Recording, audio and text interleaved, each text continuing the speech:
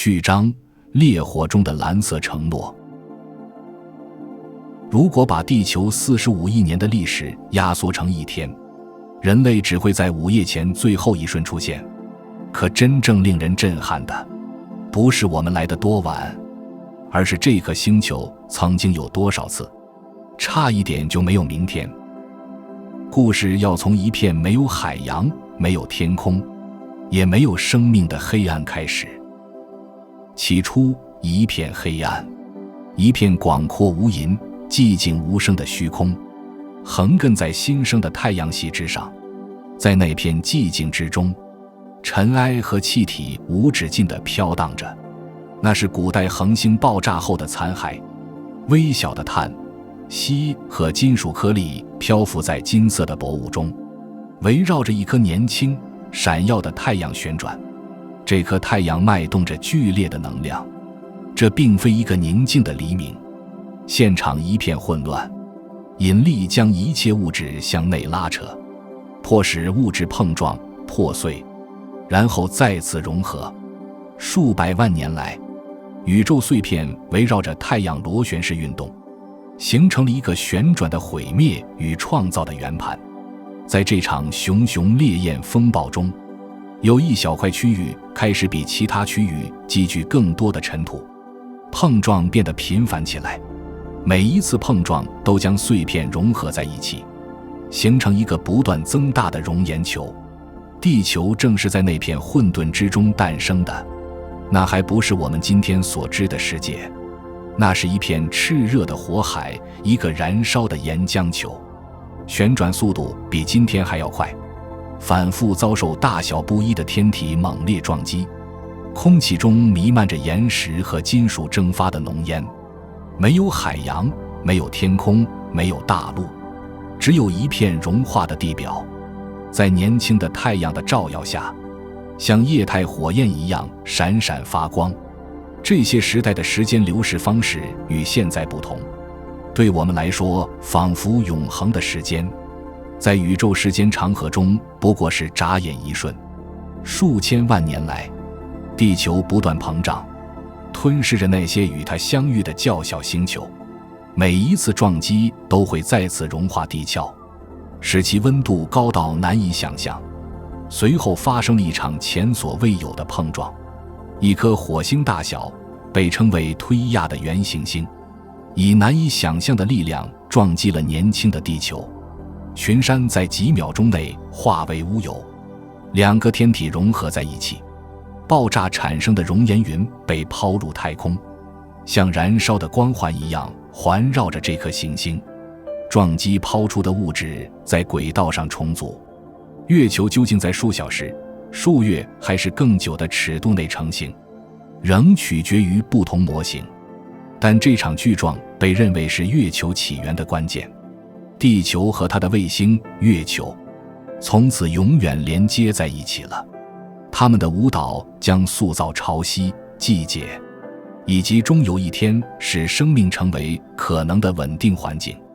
但就目前而言，地球仍然是炼狱般的世界，在令人窒息的二氧化碳、硫磺和水蒸气的大气层之下，是一片沸腾的岩浆海洋。火山爆发不断，将地平线染成一片火海，闪电划破厚厚的火山灰云，引发了长达数世纪的风暴。来自外太阳系的彗星携带着水冰，开始撞击地球表面。每次撞击都会向大气层释放蒸汽，空气中弥漫着浓重的水汽，雨水开始落下，不是轻柔的雨滴，而是倾盆下的沸水，接触到下方的熔岩时发出嘶嘶声。无数年来，水与火的回圈一直持续着，雨水冷却了地壳，但新的火山爆发再次将其撕裂，释放出熔岩流，重塑了地球的表面。渐渐的，那炽热的光芒开始消退，地壳增厚，凝固成第一层岩石表面。火山仍在燃烧，但海洋正在形成，乌云密布，气温缓缓下降。在早期的混乱中，未来的基石被铸就。在地壳深处，重元素沉降到地心，形成熔融铁核。较轻的物质上升，形成了地函和地壳。随着地核旋转，它开始产生磁场。这层磁场有一天会保护地球免受致命的太阳风的侵袭。上方大气开始改变，虽然仍然有毒，但它变得足够浓稠，可以锁住热量，防止海洋结冰。最初的大陆又小又脆弱，就像茫茫火海中的孤岛。地球正在趋于稳定，但其表面仍然剧烈动荡，每天都受到地震和撞击的影响而改变。在太空中，太阳继续燃烧，向整个太阳系发射辐射波，但地球现在有了一个伴星——月球。月球的引力开始减缓地球的自转速度。早期地球的一天比现在短得多，在月球潮汐作用下，自转长期减慢，才逐步走向今天约24小时的节奏。月球引力产生的潮汐搅动了早期海洋，混合了日后将在生命诞生中发挥至关重要作用的化学物质。随着年轻太阳逐渐稳定，整个内太阳系也慢慢告别最混乱的阶段。火山爆发，释放出大量的气体，包括二氧化碳、氮气和水蒸气。这些气体开始形成早期大气层。来自太空的持续轰炸终于减缓，地球第一次开始平静下来。在逐渐冷却的地壳之下，地函深处，构造活动已经开始。大陆板块漂移、碰撞、分裂，地壳破裂，形成了最初的海洋盆地。在这些盆地中，雨水和彗星冰开始聚集。慢慢的，第一批真正的海洋形成了，它们广阔、黑暗且酸性，横跨在年轻的地球伤痕累累的表面上。这些海洋与今天的海洋截然不同，它们从下方沸腾而起，被火山喷气孔加热，并携带着来自行星内部的矿物质。无止境的风暴带来的闪电击中地表，释放出巨大的能量，将分子分解并以新的组合方式重新组合。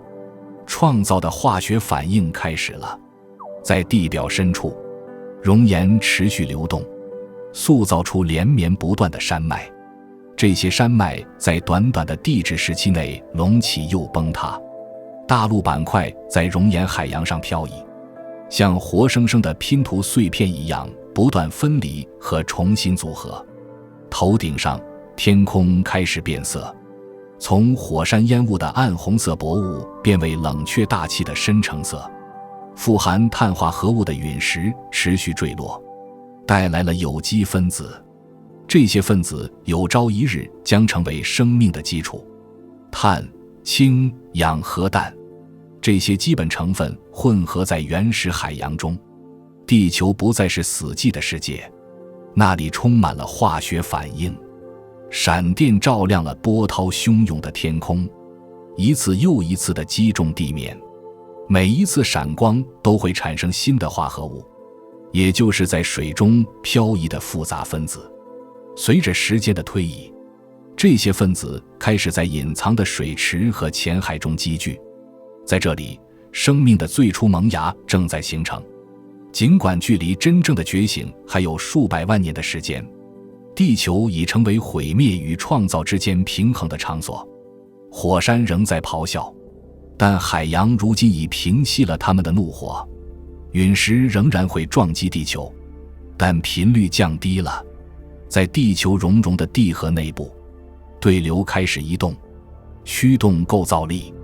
这种力量将在未来数十亿年内塑造各大洲的形态。在这一切的背后，磁场不断增强，在地球周围形成了一个无形的茧状物。如果没有它，太阳风就会剥离地球大气层，使地球像水星或火星一样荒芜。相反，地球保留了它的空气、海洋和潜力。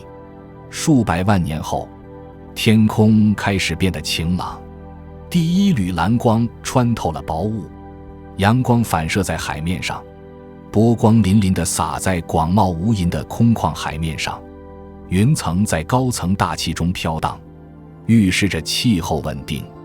但这种稳定是脆弱的，地球深处地寒剧烈翻腾，大陆板块断裂并漂移，向大气中释放出更多气体。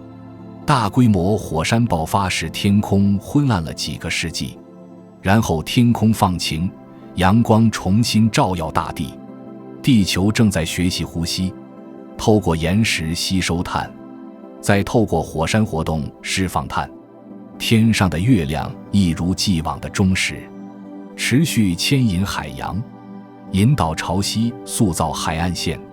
潮汐的节奏成为了地球的心跳，为日后维持生命的回圈奠定了基础。在远古时期，地球的面貌不断重塑，火山爆发造就了巍峨的山脉，最后却崩塌沉入海底。新岛屿浮现出来，岛上覆盖着黑色玄武岩，仍在冒着热气，那是下方热源的余温。海洋吸收了矿物质和盐分，变得富含未来生物生存所需的各种元素。地球不再只是一个由岩石和金属构成的世界，这里变成了一个水的世界，而水带来了改变的可能。大气依然恶劣，充满二氧化碳、甲烷和氨气，但在混乱之中，阳光却折射出金色的光芒。紫外线辐射与气体反应，形成复杂的有机分子，这些分子沉入海洋。生命的化学组成是一个分子一个分子的逐渐形成的。天空之上，风暴肆虐，雷声隆隆，闪电撕裂了橙红色的云层，甲烷源源不断地涌出，滋养着海洋，并磨蚀着新大陆的尖锐边缘。河流开始切割山谷，将矿物质从山区带到大海。地表之下，热液喷口喷涌出废水和矿物质，形成了充满能量的独特环境。在这些隐秘的地方，在黑暗深处，生命的条件悄悄形成。世界已经改变，尘埃和烈火孕育了海洋和天空，混沌中诞生了平衡。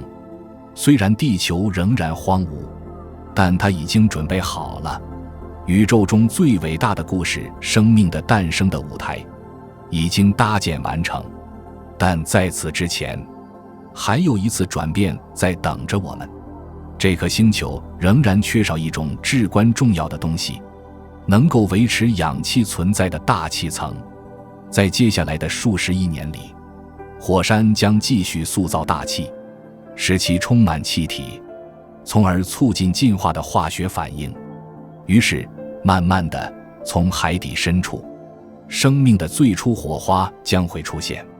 地球从宇宙尘埃演变成一颗充满生机的星球，它的伤痕诉说着暴力与生存的故事，诉说着毁灭中诞生的创造的故事。虽然现在它已寂静无声，但它的核心，那融化的核心，仍在燃烧，提醒着人们它炽热的诞生。从浩瀚的宇宙中，这颗年轻的行星散发出淡淡的蓝色光芒，被薄薄的云层包裹着。风暴平息，海面温度下降，海洋反射着远处太阳的光芒。在创世之后的静谧之中，地球孤零零地伫立着，它脆弱、强大，充满无限可能。在那片寂静中，宇宙静静等待，等待第一个细胞的形成，等待第一口气息从深渊中升起，等待化学变成生物学的那一刻。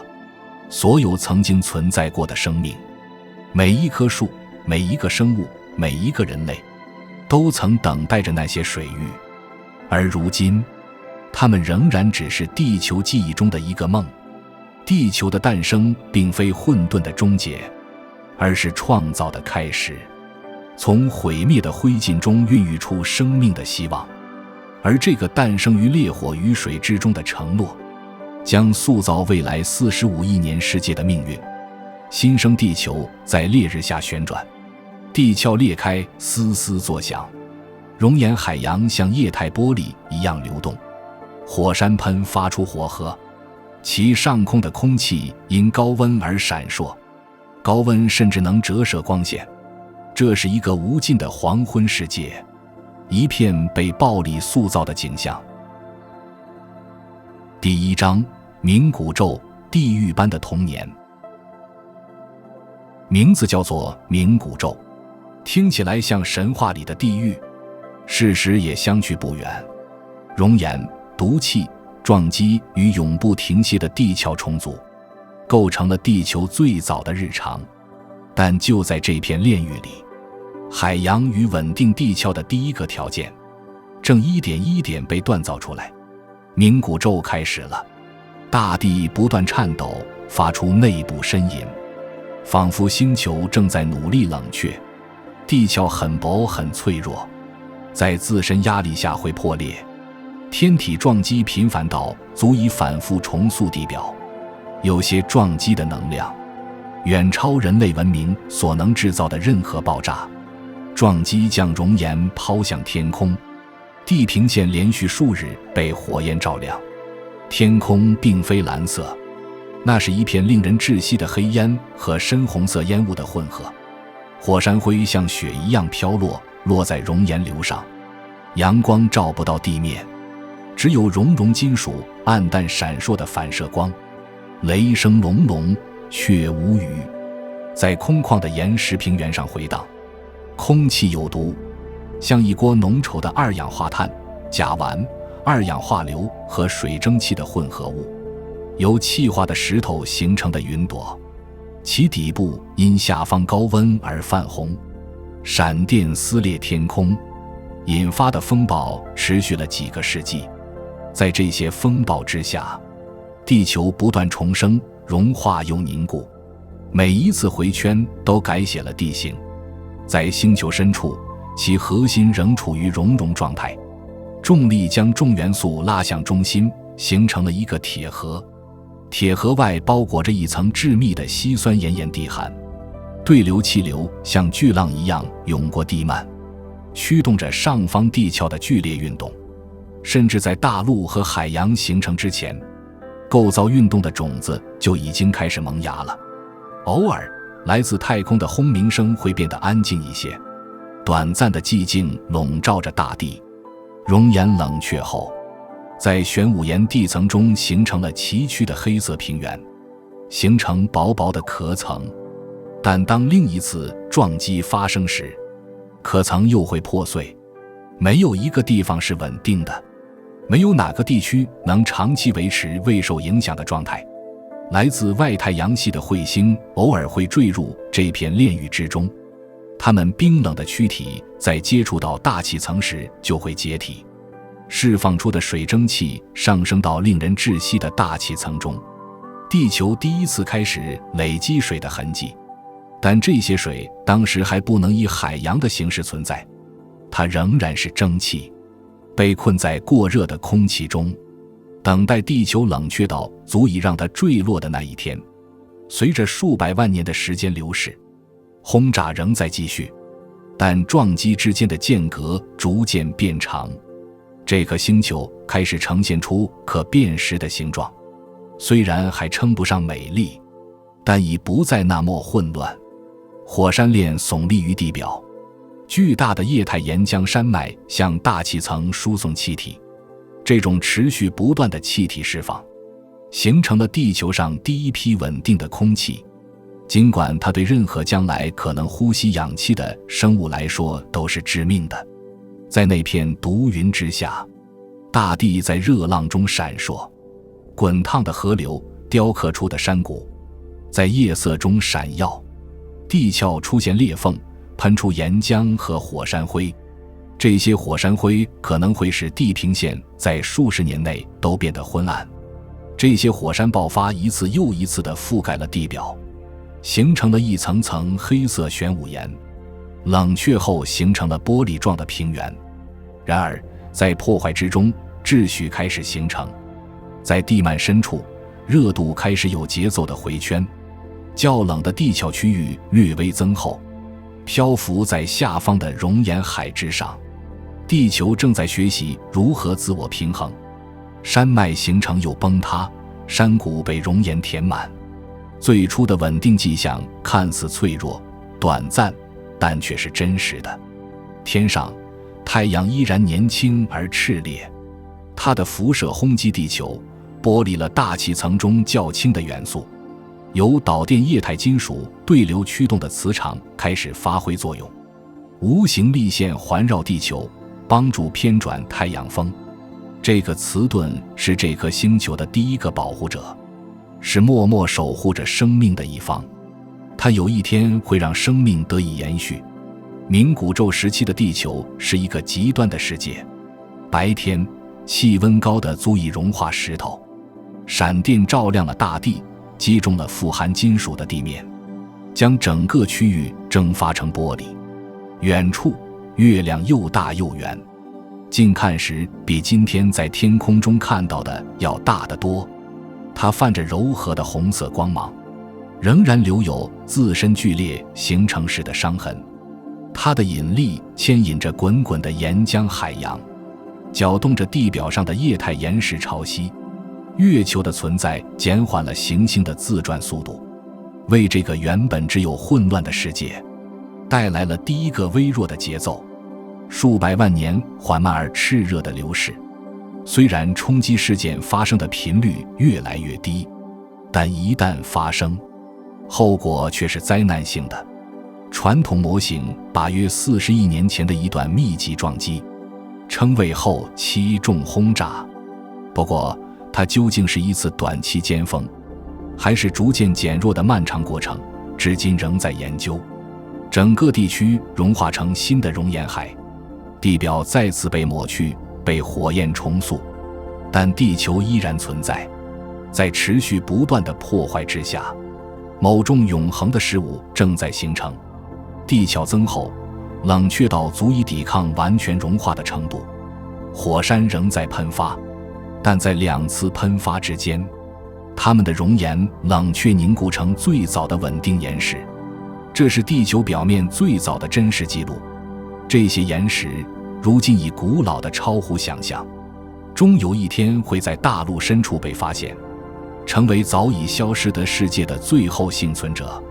随着火山气体从地函溢出，大气密度增大，水蒸气凝结成云，空气中充满了硫磺、甲烷和氨气，没有氧气，没有蓝天，只有浓厚的橘色雾霾。温室效应困住了太阳的热量，使地表保持熔融状态，但同时也逐渐减弱了气候的剧烈变化。最终，气温开始下降，不足以维持生命，甚至不足以带来舒适，但足以使水蒸气开始凝结。天空第一次不再被火山灰遮蔽，而是被真正的雨云笼罩。然后，一场史无前例的暴雨倾盆而下，沸腾的雨水猛烈地拍打着地表，撞击在滚烫的岩石上，发出嘶嘶声，几乎瞬间蒸发。但雨势却丝毫没有减弱。数千年来，雨水持续降温，冷却地壳，填满洼地，并在黑色的火山平原上雕刻出沟壑。随着时间的推移，水找到了可以停留的地方，形成了最早的水坑、湖泊，最后形成了浅海。最初的这些水域既不平静也不湛蓝，它们呈酸性，富含溶解的矿物质和金属，但这足以开始缓慢地改变地球表面。熔岩与水相遇，形成蒸汽，蒸汽上升滋养云层，云层再次主导了无止境的沸腾，创造回圈。在地壳深处，地核中充满了热、铁和镍，它们在熔融状态下旋转，驱动着延伸到遥远太空的磁场。磁场有助于降低太阳风对大气的侵蚀，而一颗行星能否长期保留大气，还取决于重力、成分、温度与地质活动等多项因素，金星和火星将遭遇不同的命运，一个被热浪吞噬，另一个被冰封于寂静之中，而地球则夹在它们之间，凭借着自身的屏障和与太阳的距离保持着平衡。火势渐渐减弱，大陆尚未形成，但其形成的基础已奠定。较厚的地壳在熔岩海之上隆起，形成漂移和碰撞的小块陆地，每一次碰撞都将熔岩向上推，形成山脉，但这些山脉很快就会被侵蚀并崩塌回炽热的深渊。冥古宙时期的地球，没有美丽，没有绿色，没有声音，只有火山的轰鸣和撞击的雷鸣。然而正是在这噩梦般的世界里，这颗星球的根基得以建立，它的海洋、大气层、地壳和地核都是在这个混乱时期形成的。支撑生命的每一个要素都是在早期时代的暴力中锻造出来的。每次火山爆发都会向空气中释放气体，继续改写大气化学。每一次风暴都会将矿物质冲入海洋，为海洋带来化学物质。每一次闪电，能量都会涌入大气层，引发气体间的反应，产生第一批有机分子。虽然生活还很遥远，但各种条件逐渐具备。随着轰炸逐渐减弱，天空开始放晴，第一道阳光照射到了地表，它像一把金刃般划破迷雾，散落在黑暗的海洋和黑色的岩石上。火山岛上升腾起缕缕蒸汽，在光线下闪烁，宛如幽灵般的火焰。地球正在冷却、呼吸、准备。远处，月光在熔岩海面上闪烁。随着月球缓慢的远离，它所引起的潮汐也越来越弱，但它的影响力依然存在。它的引力持续塑造这颗行星的节奏，稳定它倾斜的角度，调节它的季节更替。它对地球自转轴的长期稳定扮演了重要角色。随着数百万年的过去，冥古宙的炽热光芒开始暗淡下来，地壳进一步增厚，海洋变得更深，空气中碳和氮的含量也更高。虽然大气中还没有氧气，但稳定世界的基础已经奠定。这颗曾经是一片熔岩地狱的星球，如今披上了一层薄薄的固体岩石外壳，在它下方，热浪仍在涌动，驱动着构造力。这种力有朝一日会移动大陆板块，隆起山脉。在它上方，风暴开始平静下来，空气冷却到足以形成永久性云层的程度。曾经蒸发殆尽的雨水如今涌出地表，滋养着新生的海洋。地球挺过了历史上最动荡的时期，它经历了烈火与石击、冰霜与冲击、混乱与崩塌。它从一场宇宙碎片风暴中诞生，成为了一颗真正的星球。虽然伤痕累累，饱经风霜，但依然以其独特的方式充满生机。而在如今覆盖了地球大部分表面的海洋之下，奇异的化学反应正在发生。在火山喷射孔的阴影和浅海的温暖中，分子开始形成链状结构，发生反应、分裂和重新合并。第二章，化学跨过生命门槛。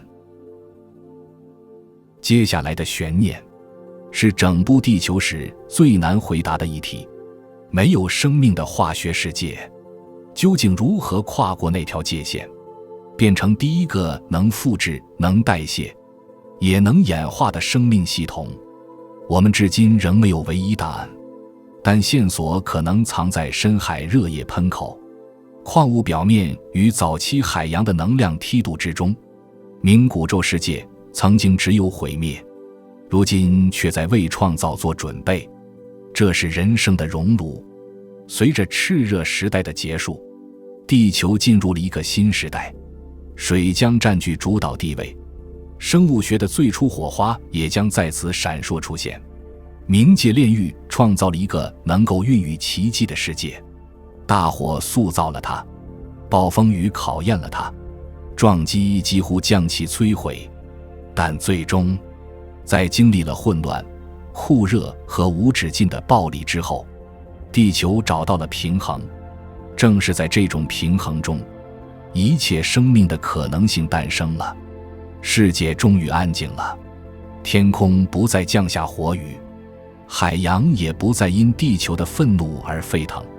经过数亿年的无情混乱，地球开始冷却下来，平静的时刻终于到来，至少会持续片刻。冥府地狱已经结束，全新的篇章即将开始。地壳现在很坚固，深色且布满伤痕，被玄武岩山脉和古老的火山脊所分割。浩瀚的海洋横跨整个星球，虽然仍因矿物质核酸的作用而呈现绿色和棕色，但足够稳定，可以持续存在。云朵飘过浓厚的橘色天空，反射着比今天暗淡的阳光。因为年轻的太阳燃烧的还很弱，只发出了目前亮度的大约 70%。 然而地球并没有结冰，火山持续释放二氧化碳，形成温室效应，困住了足够的热量，使海洋保持液态。冷热、混乱与平静之间的这种平衡，造就了非凡的事物。虽然这种大气环境对任何类似现代生活的东西来说都是致命的，但它却是一个充满化学反应的沸腾干锅。空气中充满了氮气、二氧化碳、甲烷、氨气和水蒸气。暴风雨在地平线上隆隆作响，闪电照亮了下方黑暗的世界，每一颗闪电都击中海洋，释放出巨大的能量，撕裂分子，使新的分子得以形成。在火山岛附近的浅水中，雨水在微弱的阳光下蒸发，形成水洼，浓缩了其中的元素。在这里，碳与氢、氧和氮混合，形成简单的有机化合物氨基酸、糖类和脂肪分子。生命的组成要素已经出现，但它们仍然只是没有生命的化学物质，等待着组织起来的火花。地球的海洋曾经是充满生机的，不是因为有生物，而是因为各种反应。海底的热液喷口喷出富含矿物质和金属的废水，这些像水下熔炉一样闪闪发光的喷气孔，变成了化学活动的绿洲。铁、硫和碳在高压高温下结合，形成复杂的分子。这些分子在黑暗的水中向上漂移，在每个通风口周围，热和酸度的梯度就像无形的引擎一样，驱动着反应。这些反应可以形成能够储存和转移能量的分子链。或许正是在这里，在深邃的宇宙中，生命不是在阳光下，而是在黑暗中诞生的。它诞生于地球核心的高温，或许它起源于浅浅的潮汐池，在那里，雨水、阳光和蒸发不断回圈，将有机物浓缩成更浓稠、更粘稠的形式。无论自然选择了哪条道路，生物学的最初发展都是透过化学实现的。在早期海洋的某个地方，在无数分子碰撞和分解的过程中，发生了一件非凡的事，形成了一种能够自我复制的分子链。这并非我们所知的生命，但这却是传承的开端，是物质第一次承载着可以重复的模式。复制过程已经开始，随着复制的进行，演化也随之而来。起初，这些原始分子不稳定，大多数都碎裂了，被高温、辐射或化学反应破坏，但有些个体设法存活了更长时间，足以产生更多复制品。每一代幸存者都会发生轻微变化，提高自身的稳定性，增强复制效率。他们在古代的海洋中默默竞争，只受化学法则和偶然性的驱使。在这些早期的奋斗中，第一个真正的生物系统开始出现，它们是微小的膜状的结构，由脂肪分子构成，包裹着这些自我复制的链。这些膜提供了保护，将有价值的分子保留在内部，并将外界的混乱隔绝在外。可以说，有史以来第一次，某种生命体还不是细胞，而是细胞的先驱。这些原始细胞漂浮在海洋中，像充满化学物质的脆弱气泡，大多数很快就灭绝了。但幸存的个体开始进化，它们内部形成了化学网络，可以从周围环境中获取能量。或许它们利用了海底热液喷口的热量，或吸收了水中的化学梯度，并利用这些梯度来驱动其内部反应。地球曾经是一个死寂的石头和火焰的世界，如今却变成了一个有生命的星球。物质已经学会如何自我复制、生长和生存。虽然肉眼看不见，但这些微小的先驱者改变了一切。海洋中有机分子逐渐增稠，形成了一个有时被称为原始汤的世界。从这种混合物中，无数重原子组合得以组装和分解，碳基链折叠成新的形状，形成原始酶，可以加速反应。简单的遗传密码开始形成，使得讯息得以储存和传递。这场无形的斗争已经持续了数百万年。生命十分脆弱，仅限于海洋中，躲避灼烧地球表面的致命紫外线辐射。当时的大气中仍缺乏氧气和臭氧，因此只有在水的保护下，生命才能生存。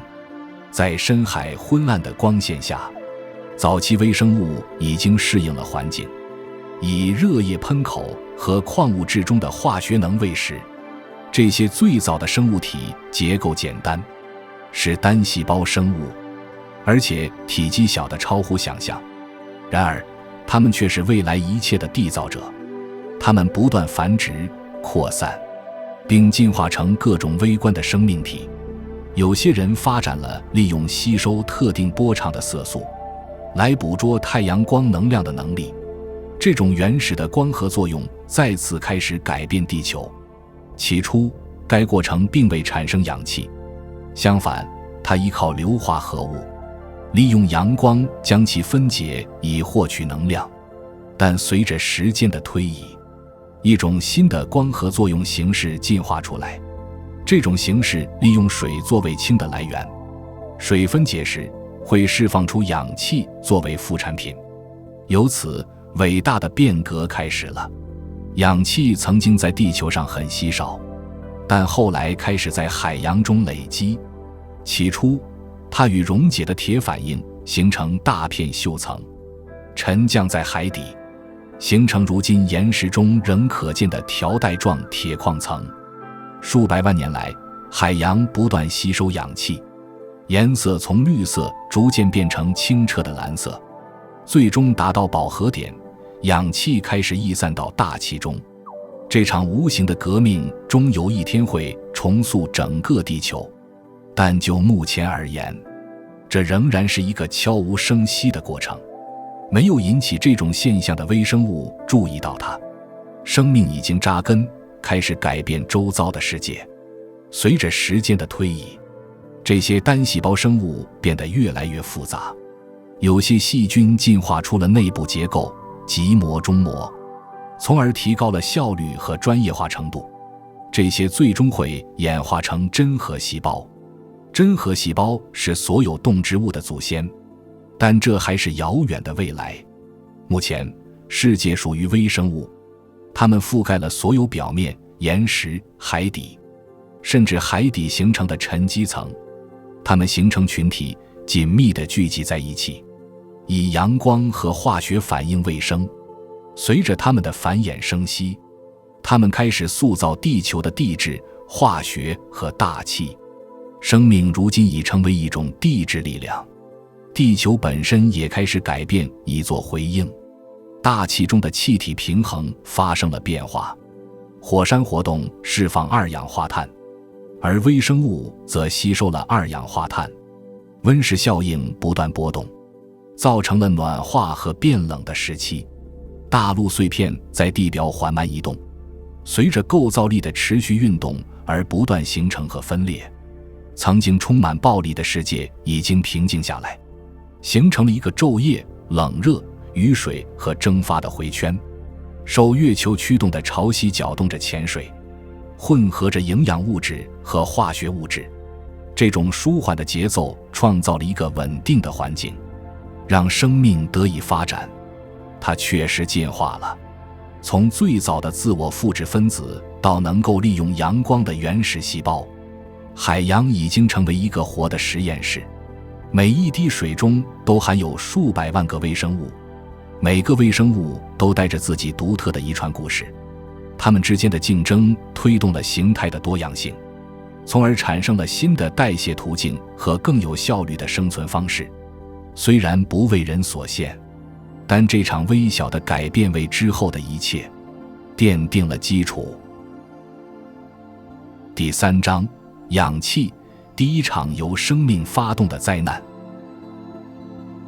今天每一次呼吸都离不开氧气，但对远古地球的大多数生命来说，氧气不是恩赐，而是毒药。当微小的蓝绿菌开始利用阳光释放氧气，他们并不知道自己正准备改写大气，也引爆地球史上一场看不见的生态浩劫。如果没有这些早期生物，就不会有氧气，不会有植物，不会有动物，也不会有森林、海洋和人类组成的未来世界。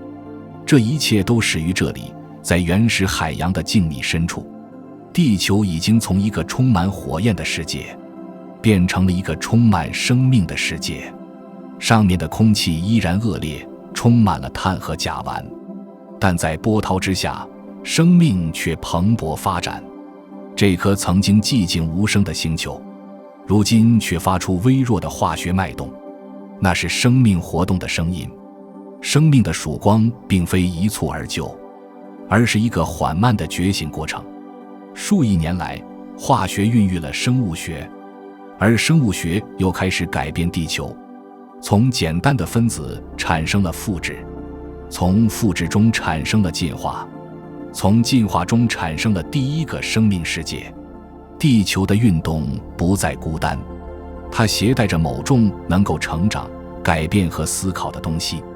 尽管最后一点距离我们还有数十亿年的时间，生命的故事就此展开。它很脆弱，体积很小，而且隐藏在海洋表面之下。但是从这些开端开始，所有未来的生命都将不可阻挡地降临。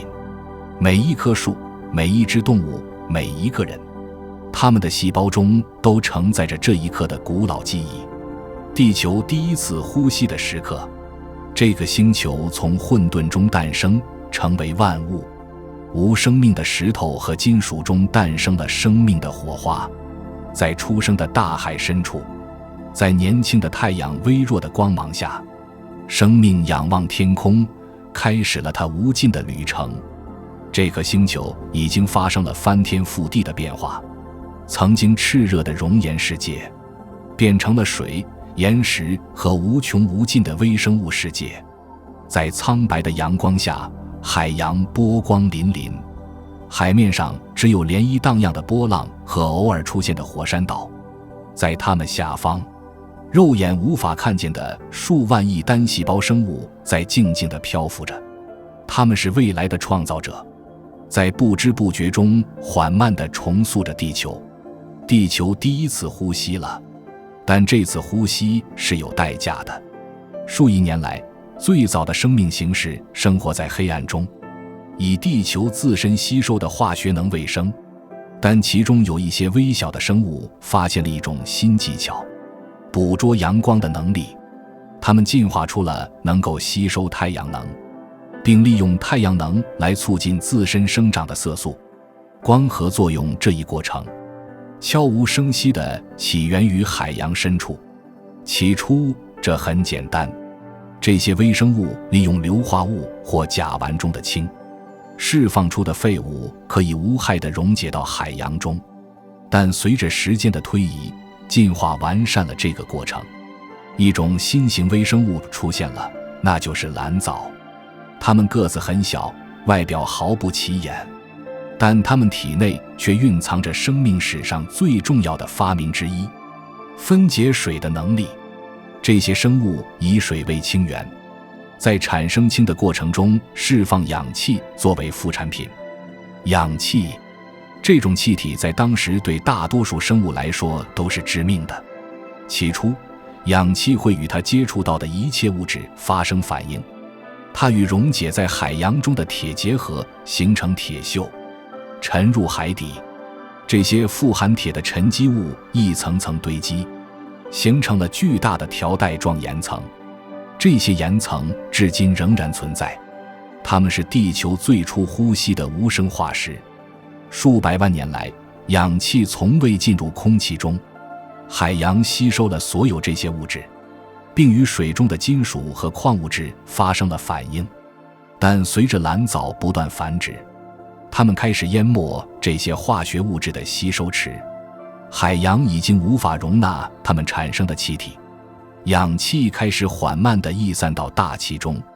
伟大的氧气革命开始了，它开始得非常隐蔽，几乎难以察觉。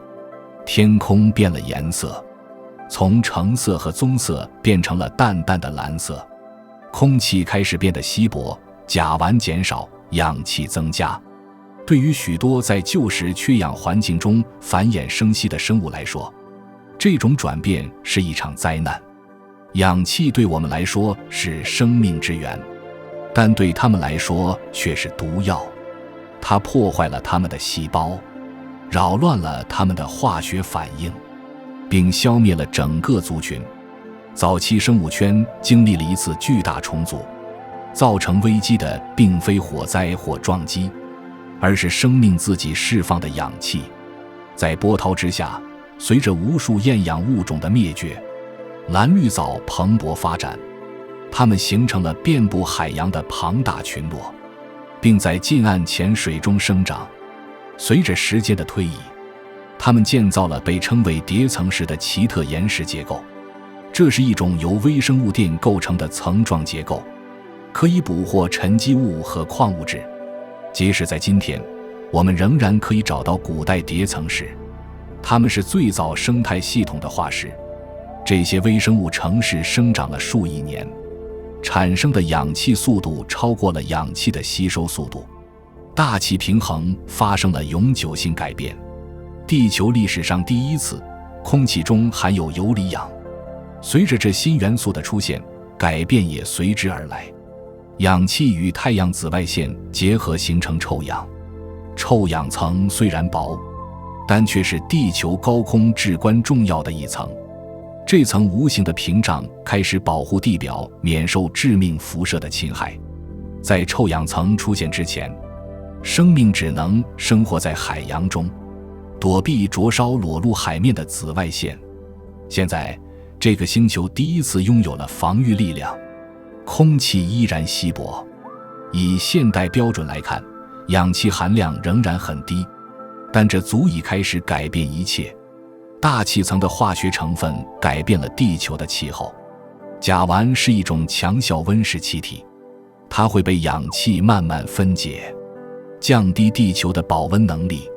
地球开始冷却，第一次大冰河时期开启了漫长的冰封时期。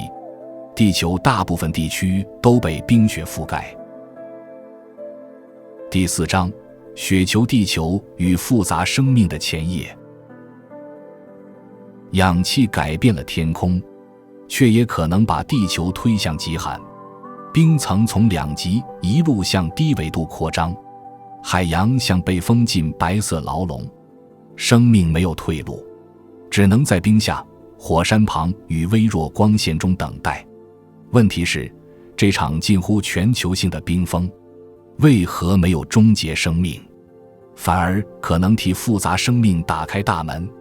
从极地到赤道，后来被称为雪球地球的事件考验了生命的韧性，但生命在冰层下幸存了下来。在液态水聚集处、热液喷口附近，以及阳光仍能照射到的温暖浅水区，微生物得以生存。它们适应了环境，找到了利用氧气的方法，不是将其视为毒药，而是将其视为能源。这是一次革命性的飞跃。氧气曾经是致命的，如今却成了更有效率新陈代谢的燃料。能够利用氧气的细胞获得了巨大的优势，从食物中提取的能量远远超过了它们的祖先。从这种适应中，复杂生命的种子播下了。在海洋深处，原始的真核细胞开始出现，这些生物体将遗传物质包裹在膜内，形成了细胞核。它们建立了内部结构，每个结构都执行特定的任务。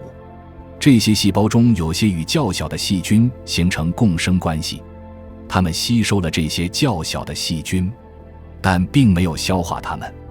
这些细菌进化成了粒线体，这种微小的动力工厂为宿主提供来自氧气的能量。这种共生关系改变了一切，细胞首次能够生长得更大、更复杂。生活不再局限于简单。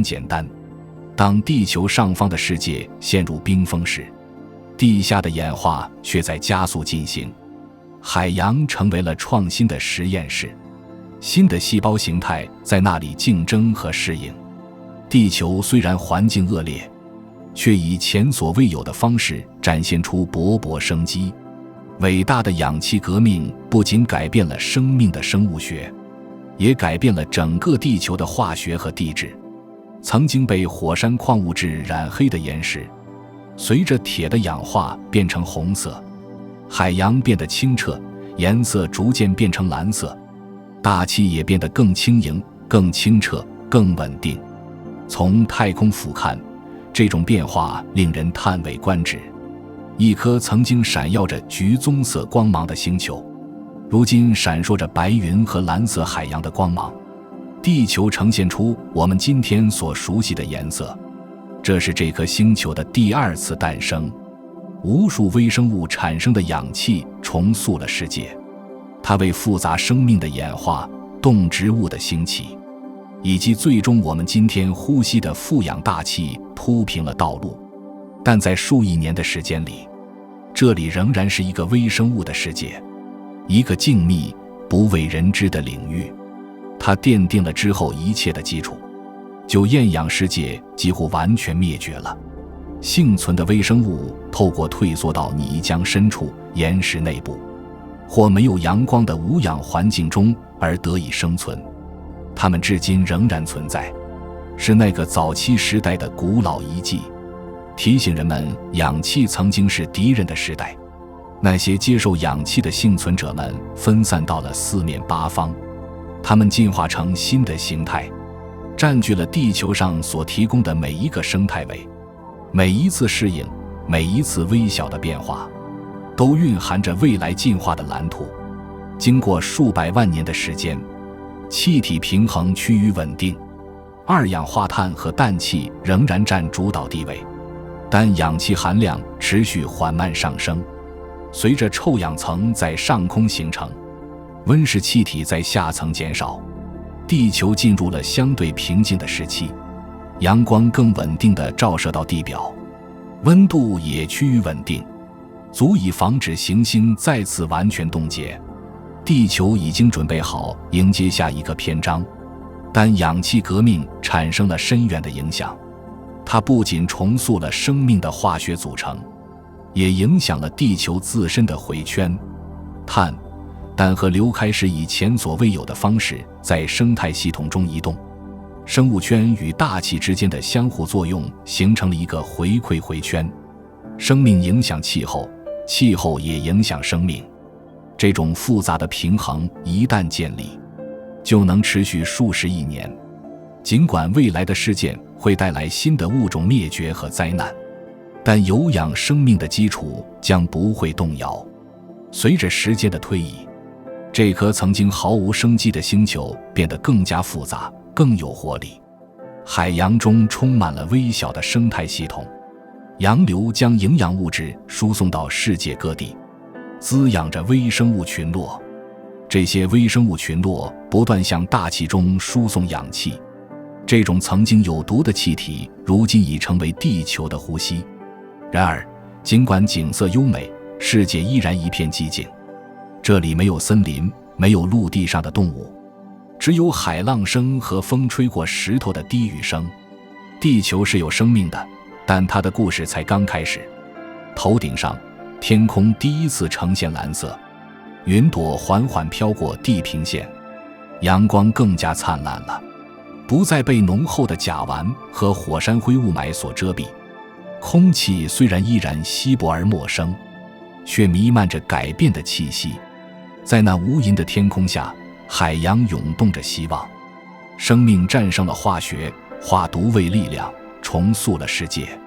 从这场无形的胜利中，每一种植物，每一种动物，每一个人，终有一天都会继承同样的空气，同样的呼吸，同样的写在氧分子里的故事。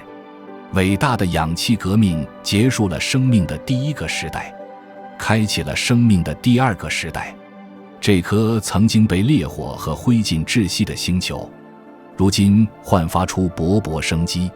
死亡孕育了适应，毒药孕育了力量，混乱之中孕育了之后一切事物的可能性。地球第一次真正的充满了生命。在遥远而暗淡的太阳的照耀下，地球自转的速度慢了下来，空气变得稀薄，光线也变得寒冷。曾经碧绿且充满微生物的海洋开始变暗，生命所创造的平衡，即二氧化碳和氧气之间的脆弱平衡，开始发生转变。一切开始的悄无声息，火山活动减缓，同时向大气中释放的碳也减少了。富含氧气的新空气与陆地上的矿物质发生反应，将二氧化碳封存在岩石中。由于碳排放量减少，地球开始降温，2极开始下雪了。起初，冰盖到达赤道时就融化了，但随着气温持续下降，它却滞留在了那里。冰将阳光反射回太空，使地球进一步降温。这种回馈回圈不断加深，直到这种转变变得不可阻挡。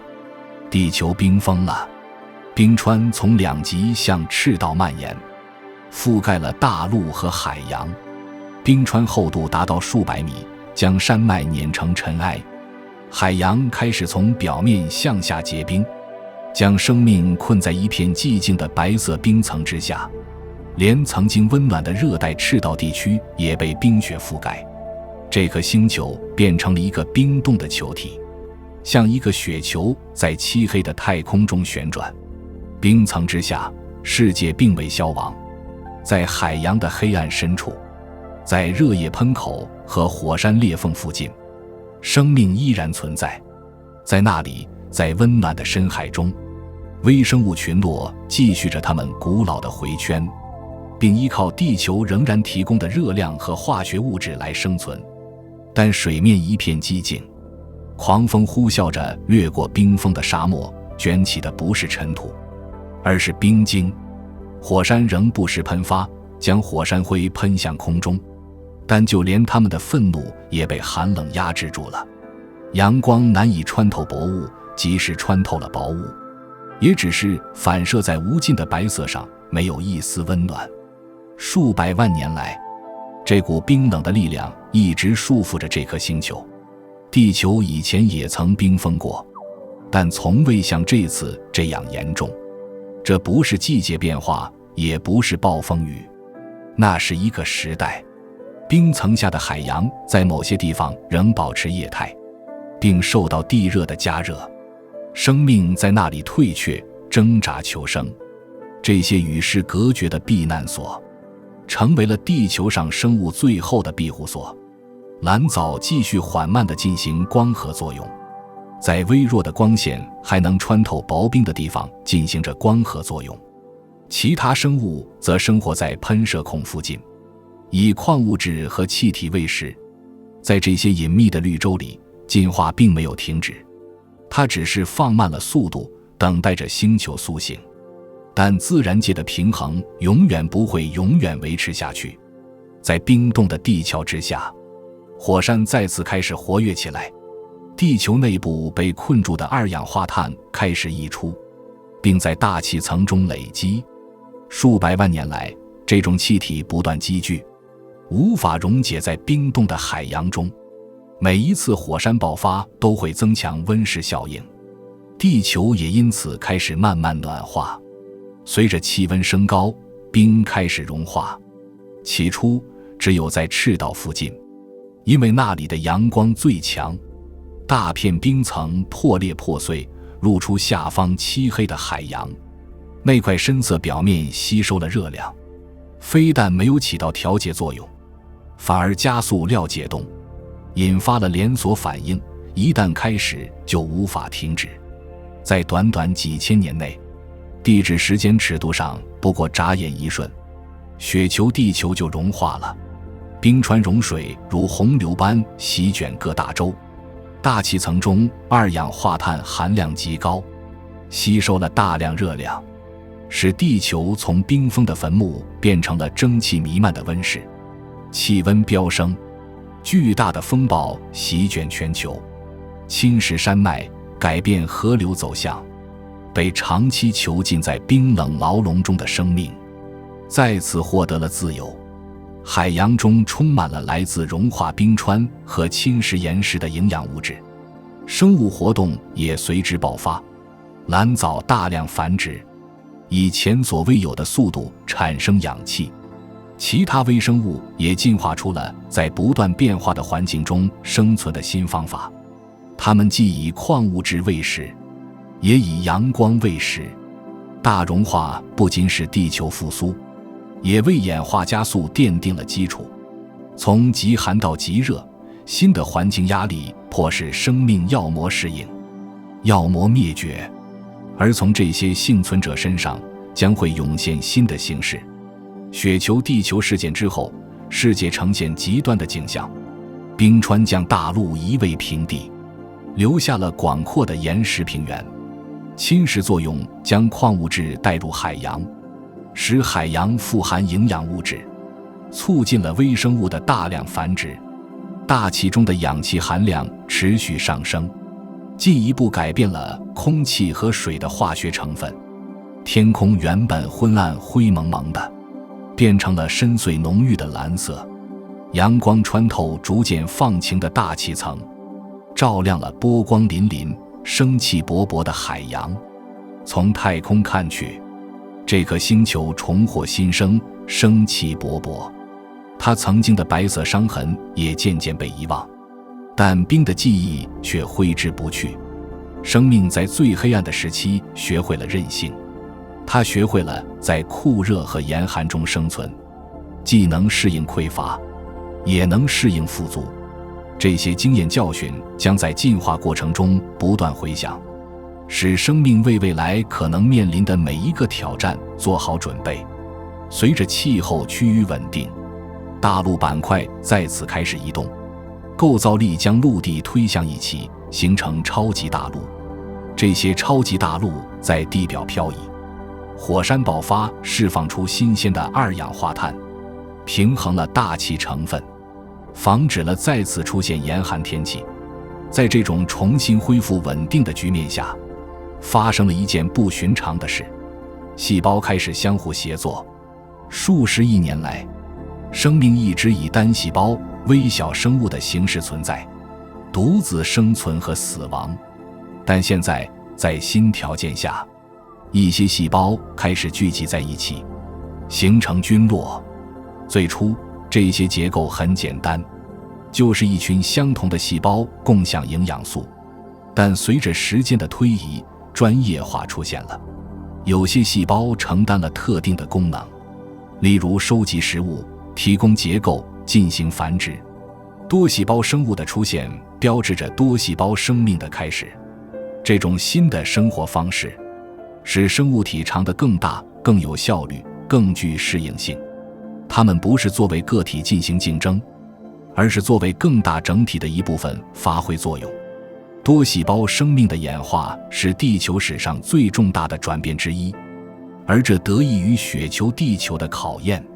随着氧气供应增加和气候更加稳定，进化加速了。海洋中出现了新型藻类，它们以阳光喂食，并释放出更多的氧气，能量和物质的回圈变得越来越复杂。这颗曾经死寂的星球，如今已变成了充满活力的引擎。不过，冰川的痕迹仍然清晰可见于岩石的沟槽中，这些沟槽是由冰川雕刻而成，是由融水沉积的沉积物，以及只有在极寒条件下才能形成的矿物质形成的。这些地质记忆讲述了地球曾经多么接近失去一切，以及生命是如何在这一切中幸存下来的故事。地球既坚韧又脆弱，碳、氧和温度之间的平衡十分脆弱，总是处于变化的边缘。这是一个需要不断移动的系统。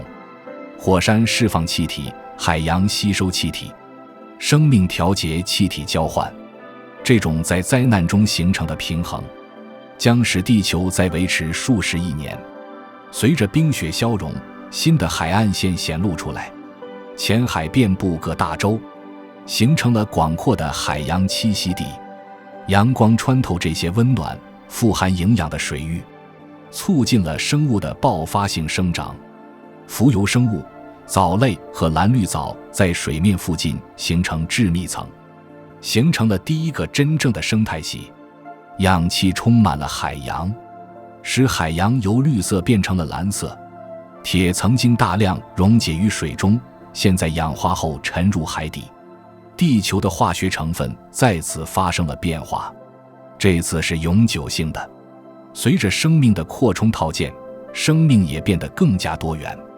演化不再只是受生存的约束，开始探索形态和复杂性。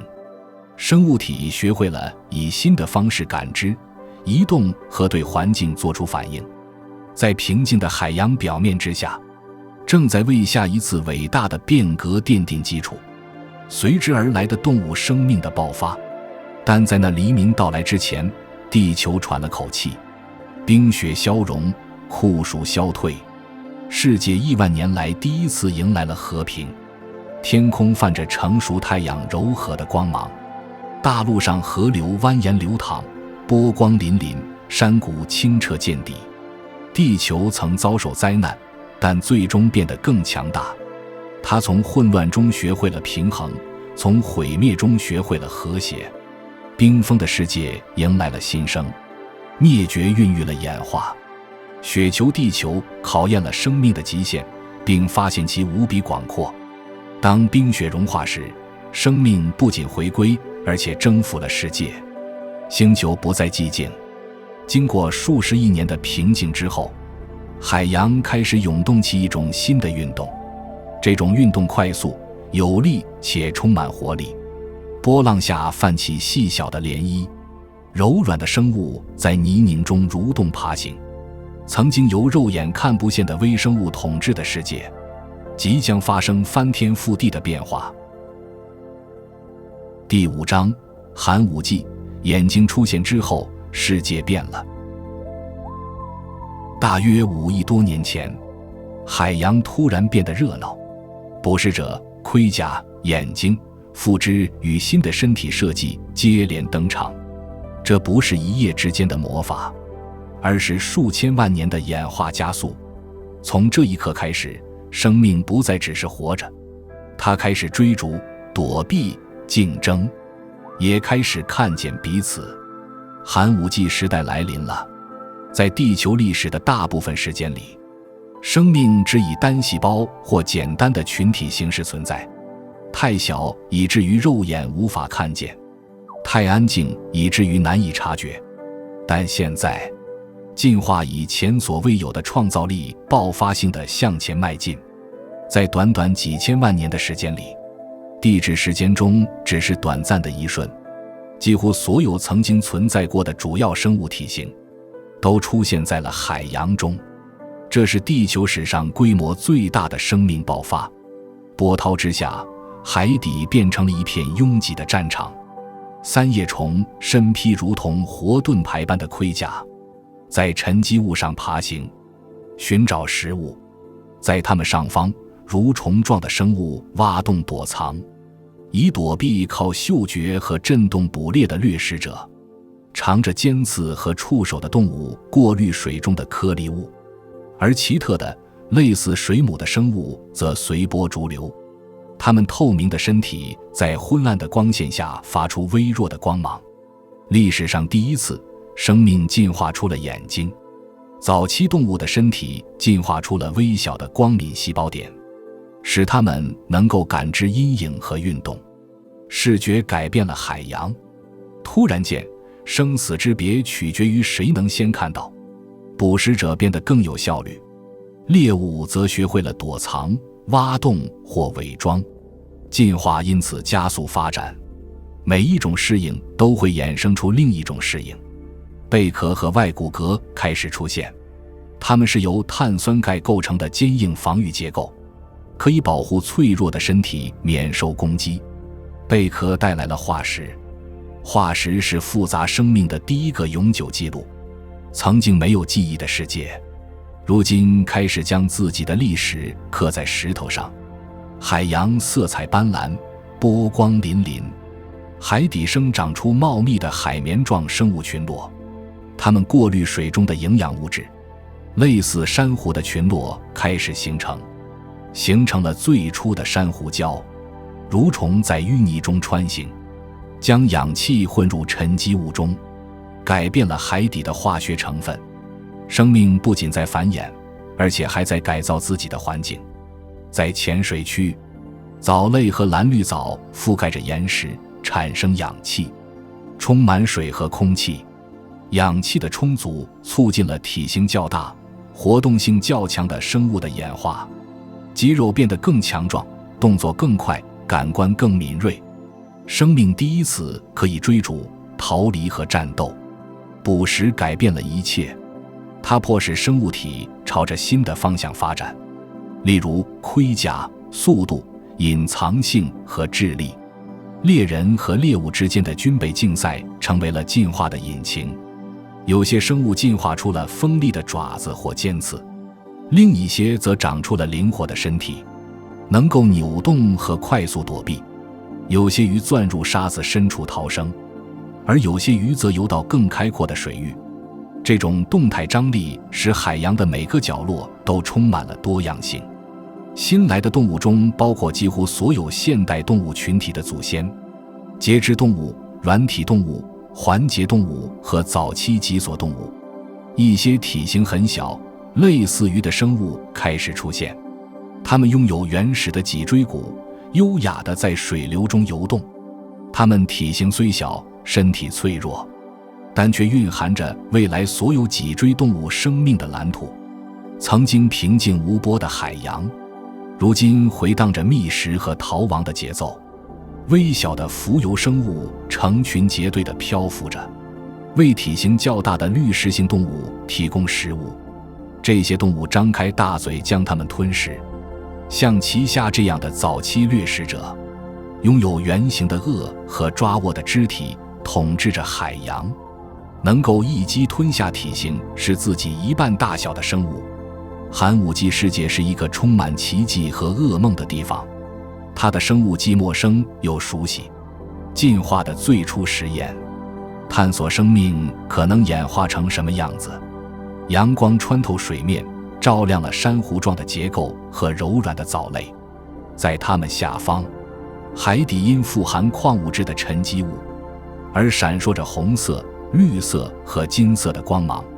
这是一个充满多样性、活力和动态的世界。然而，它却很脆弱。氧气、碳和营养素之间的平衡十分微妙。气候或火山活动的微小变化都可能破坏生态系统，导致整个物种灭绝。但物种灭绝反而为更多创新创造了空间。每一次崩溃之后，都会出现新的适应机制，新的生命形式更能适应不断变化的世界。寒武纪生命大爆发并非单一事件，而是一场持续数千万年的连锁反应。每一次进化飞跃都为下一次进化开辟了可能性，从而创造了一个不断加速的多样性回圈。神经系统和感觉器官的发展，使生物能够以前所未有的方式与周围环境互动，它们能够感受、感知和反应。行为成为生存的新维度。最早出现的生态网络，包括掠食者、猎物、食腐动物和分解者，每个角色都与其他角色相互联络，构成了一张生命之网。能量首次以复杂的回圈方式在生物圈中流动，从阳光到类似植物的生物，再到动物。地球已经变成了一台活的机器。当时的各大洲大多荒芜贫瘠，陆地上还没有植物生长，岩石上也没有动物爬行。这片土地是一片寂静的沙漠，遍布石头和沙子，饱受风雨的摧残。但海洋充满生机，其表面闪烁着微生物薄膜，这些薄膜能够吸收阳光并释放氧气。风暴席卷海洋，将深海中的营养物质搅动到海面上，每一波浪潮都蕴藏着新生的可能，每一滴水都充满了微生物。在平静的蓝色海洋表面之下，斗争从未停止。三叶虫疯狂争食，蠕虫钻入地下躲避，掠食者悄无声息地滑行，等待猎物出现。生命发现了复杂性，随之而来的是竞争、合作，甚至是最早的交流形式——化学讯号。这些讯号使生物体能够感知危险，寻找配偶或宣示领地。寒武纪生命大爆发也催生了对称性，即身体结构的有序性。这种结构使得运动和平衡成为可能，两侧对称，前后左右分明，使生物能够有目的地移动。演化青睐这种设计，它成为了之后大多数动物生命的基础。在深海中，有些物种进化出了在黑暗中生存的能力，以从上方落下的碎屑喂食。另一些靠近光源的生物则长出了透明或反光的皮肤，以躲避捕食者。生命一直在创造策略，学习如何操纵环境以利于自身。经过数百万年的时间，生物多样性变得惊人。寒武纪海洋中生活着比以往任何时期都多的物种，这一时期的化石记录储存在伯吉斯页岩等地，揭示了一个充满无限创造力的世界。其中有长着羽毛状四肢、带刺身体、形态各异的生物，每一次都是新的生存实验。随着生命变得越来越复杂，生态系统趋于稳定，食物链形成，能量在生产者、消费者和分解者之间回圈。地球历史上第一次拥有了能够自我维持的生物圈。大气中的氧气含量持续上升，为进化之火提供了更多能量。生物体可以长得更大，移动得更快，并发展出专门的器官。视觉、嗅觉和触觉成为强大的工具。寒武纪生命大爆发不仅是动物的诞生，更是复杂本身的诞生。结构源自于简洁，混乱之中孕育了秩序。海洋闪耀着勃勃生机，仿佛一个永不停歇的世界。每一丝涟漪，每一道阴影，每一次水流的呼吸，都蕴含着生命。掠食者在珊瑚森林中追逐猎物，微小的生物构成了食物网看不见的骨架。在某个地方，隐藏在这些水域中，游弋着未来所有物种的祖先。他们的后代有一天会爬上陆地，飞上天空，在开阔的天空下行走。地球第一次真正在各方面都充满了生命力，不仅体现在化学层面，也体现在行为、生态和情感层面。寒武纪世界充满了活力，充满了渴望、恐惧和发展。尽管灭绝带走了许多早期的开拓者，但他们的遗产却永远不会消失。后来出现的每一个生物，无论是鱼类、两栖类、爬虫类、哺乳类或人类，都将在其体内携带最初在寒武纪海洋中书写的蓝图。生命找到了自己的节奏，在这首进化的交响曲中，下一个伟大的篇章正在等待着生命从水中升起并占领陆地的那一刻。寒武纪生命大爆发为一切奠定了基础，海洋已经尽了它的作用，下一步将永远改变地球。数十亿年来，海洋一直是生命唯一的家。第6章，第一次登陆。海洋之外是一片没有树荫、没有土壤、紫外线强烈的荒地，可生命仍然踏了上去。先是微生物与植物改造岩石，接着节肢动物沿着潮湿边缘前进，每一步都很小，累积起来，却把大陆从裸露湿地变成可以居住的新世界。从最简单的细菌到最奇特的寒武纪生物，所有生物都曾在海底生活、觅食和死亡。这片土地寂静无声，荒芜贫瘠，毫无生气，一片荒芜的岩石和尘土之地，头顶是空旷的天空。但这种情况即将改变。慢慢的，生命开始向水边延伸，它起源于最浅的地方，潮水涨落的地方，留下一个个水洼，在阳光下逐渐变暖。在这里，微小的绿色藻类附着在潮湿的岩石上，吸收空气中的二氧化碳和上方的阳光。它们生长、扩散，并学会了在下一波浪潮到来之前度过短暂的干旱时期。这些脆弱的先驱者们率先探索了海洋以外的世界。经过数百万年的演化，藻类进化成了第一批真正的植物。它们进化出了更坚韧的细胞壁，防止干燥的蜡质涂层，以及将自己固定在泥土中的根系。苔藓状植物蔓延在沿海平原上，在曾经只有石头的地方形成了绿色的地毯。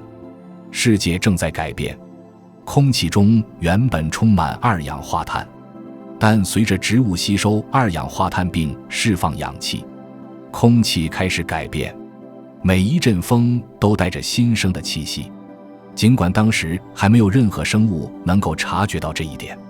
很快，绿色蔓延到了内陆地区，小河流和冲积平原变成了原始植被的绿洲。植物的出现带来了土壤，因为植物的根系分解了岩石，枯死的植物物质开始堆积，地球表面变得松软。曾经死寂的大陆开始呼吸。但征服土地并非一帆风顺，阳光照射在裸露的地面上更加强烈，没有水的保护，紫外线辐射是致命的。植物透过进化出保护性色素和更厚的外层来适应环境，它们越长越高，争夺光照，并开始形成第一批维管系统，将水和养分从根部输送到茎部。这项创新改变了一切。植物现在可以长得更大，在远离海岸的地方也能存活。森林开始成型，里面长满了高耸的蕨类植物和奇特的光秃秃的树木。荒芜的土地变得绿意盎然，陆地上也出现了第一批稳定的生态系。大陆格局的改变创造了新的机会，土壤富含养分，腐烂的植物形成有机物层，并能保持水分。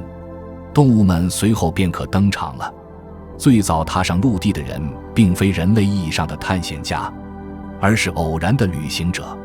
小型节肢动物、昆虫和螃蟹的祖先从浅水中爬到潮湿的沙滩上，在腐烂的植物中寻找食物。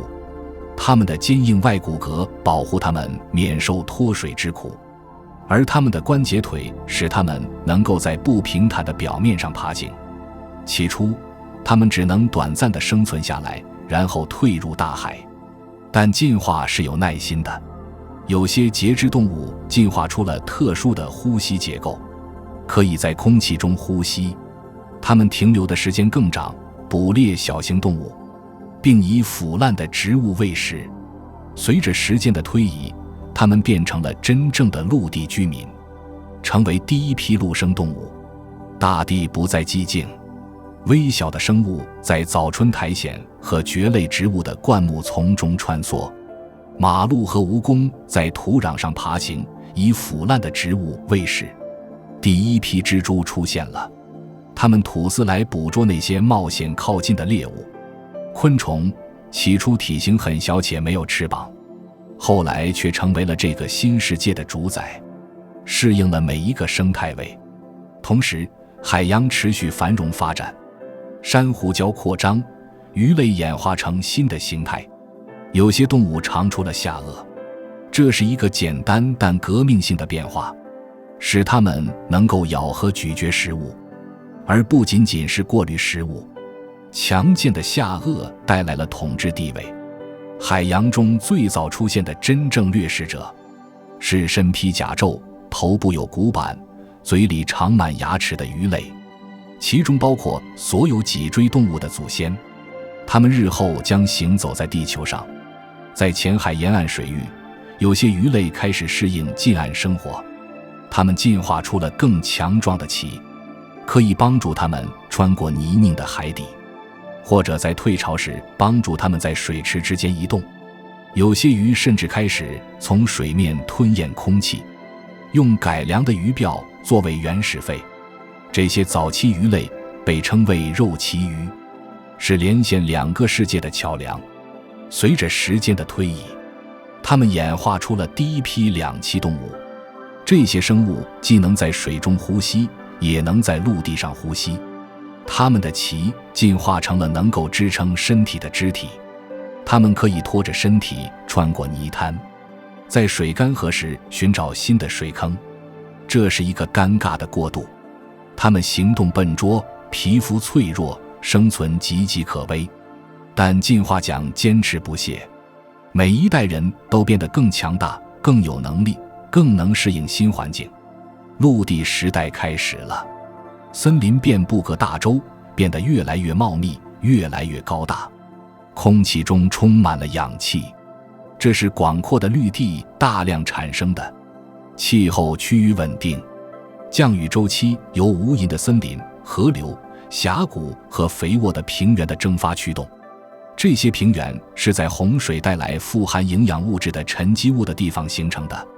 历史上第一次，这片土地变成了一个能够自我维持的生态系统。两栖动物在这个新世界繁衍生息，它们在水中产卵，但一生中的大部分时间都在陆地上度过，捕食昆虫和其他小型生物。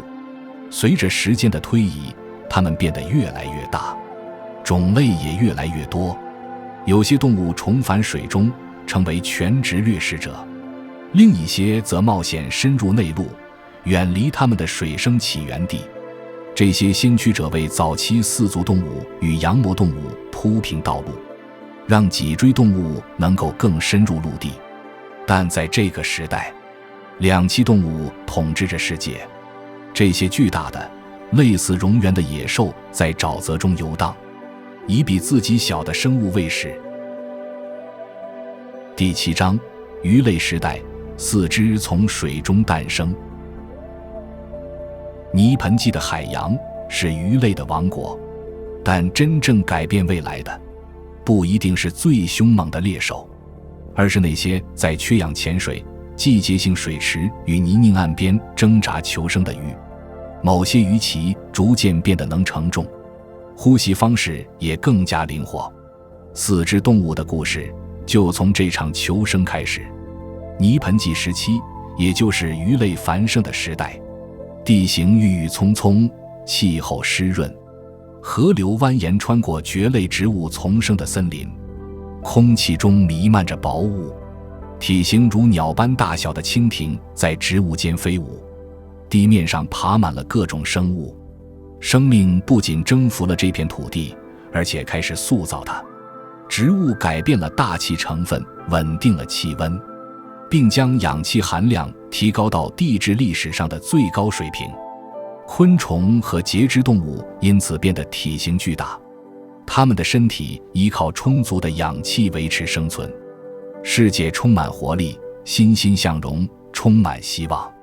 但是，一如既往，平衡不会永远持续下去。火山爆发，释放出大量的二氧化碳，扰乱了气候，氧气含量下降，气温剧烈波动，洋流发生变化，导致海洋物种灭绝，珊瑚礁消失了，许多曾经称霸海洋的甲壳鱼也消失了。然而，陆地上的生命得以延续，森林不断扩张，稳固了土壤，再次调节了气候。两栖动物在混乱中幸存下来，并适应了由此产生的新世界。从这些幸存者身上，演化很快就创造了全新的生物。它们不再依赖水来繁殖，但会长出保护性的蛋壳，使它们能够在陆地上生存。肺部会变得更强壮，皮肤会变得更厚，生命将不再受制于海洋。但这种转变还在未来。当时，地球是一片拥有沼泽、森林和河流的天堂，一个充满活力的世界，处处洋溢着生气。空气中弥漫着潮湿的气息和植物的芬芳，地面随着昆虫和两栖动物的活动而悸动。雷声隆隆，暴雨滋养着无止境的雨水和植物生长回圈。从太空看去，这颗星球闪耀着绿色和蓝色的光芒，充满了氧气和活力。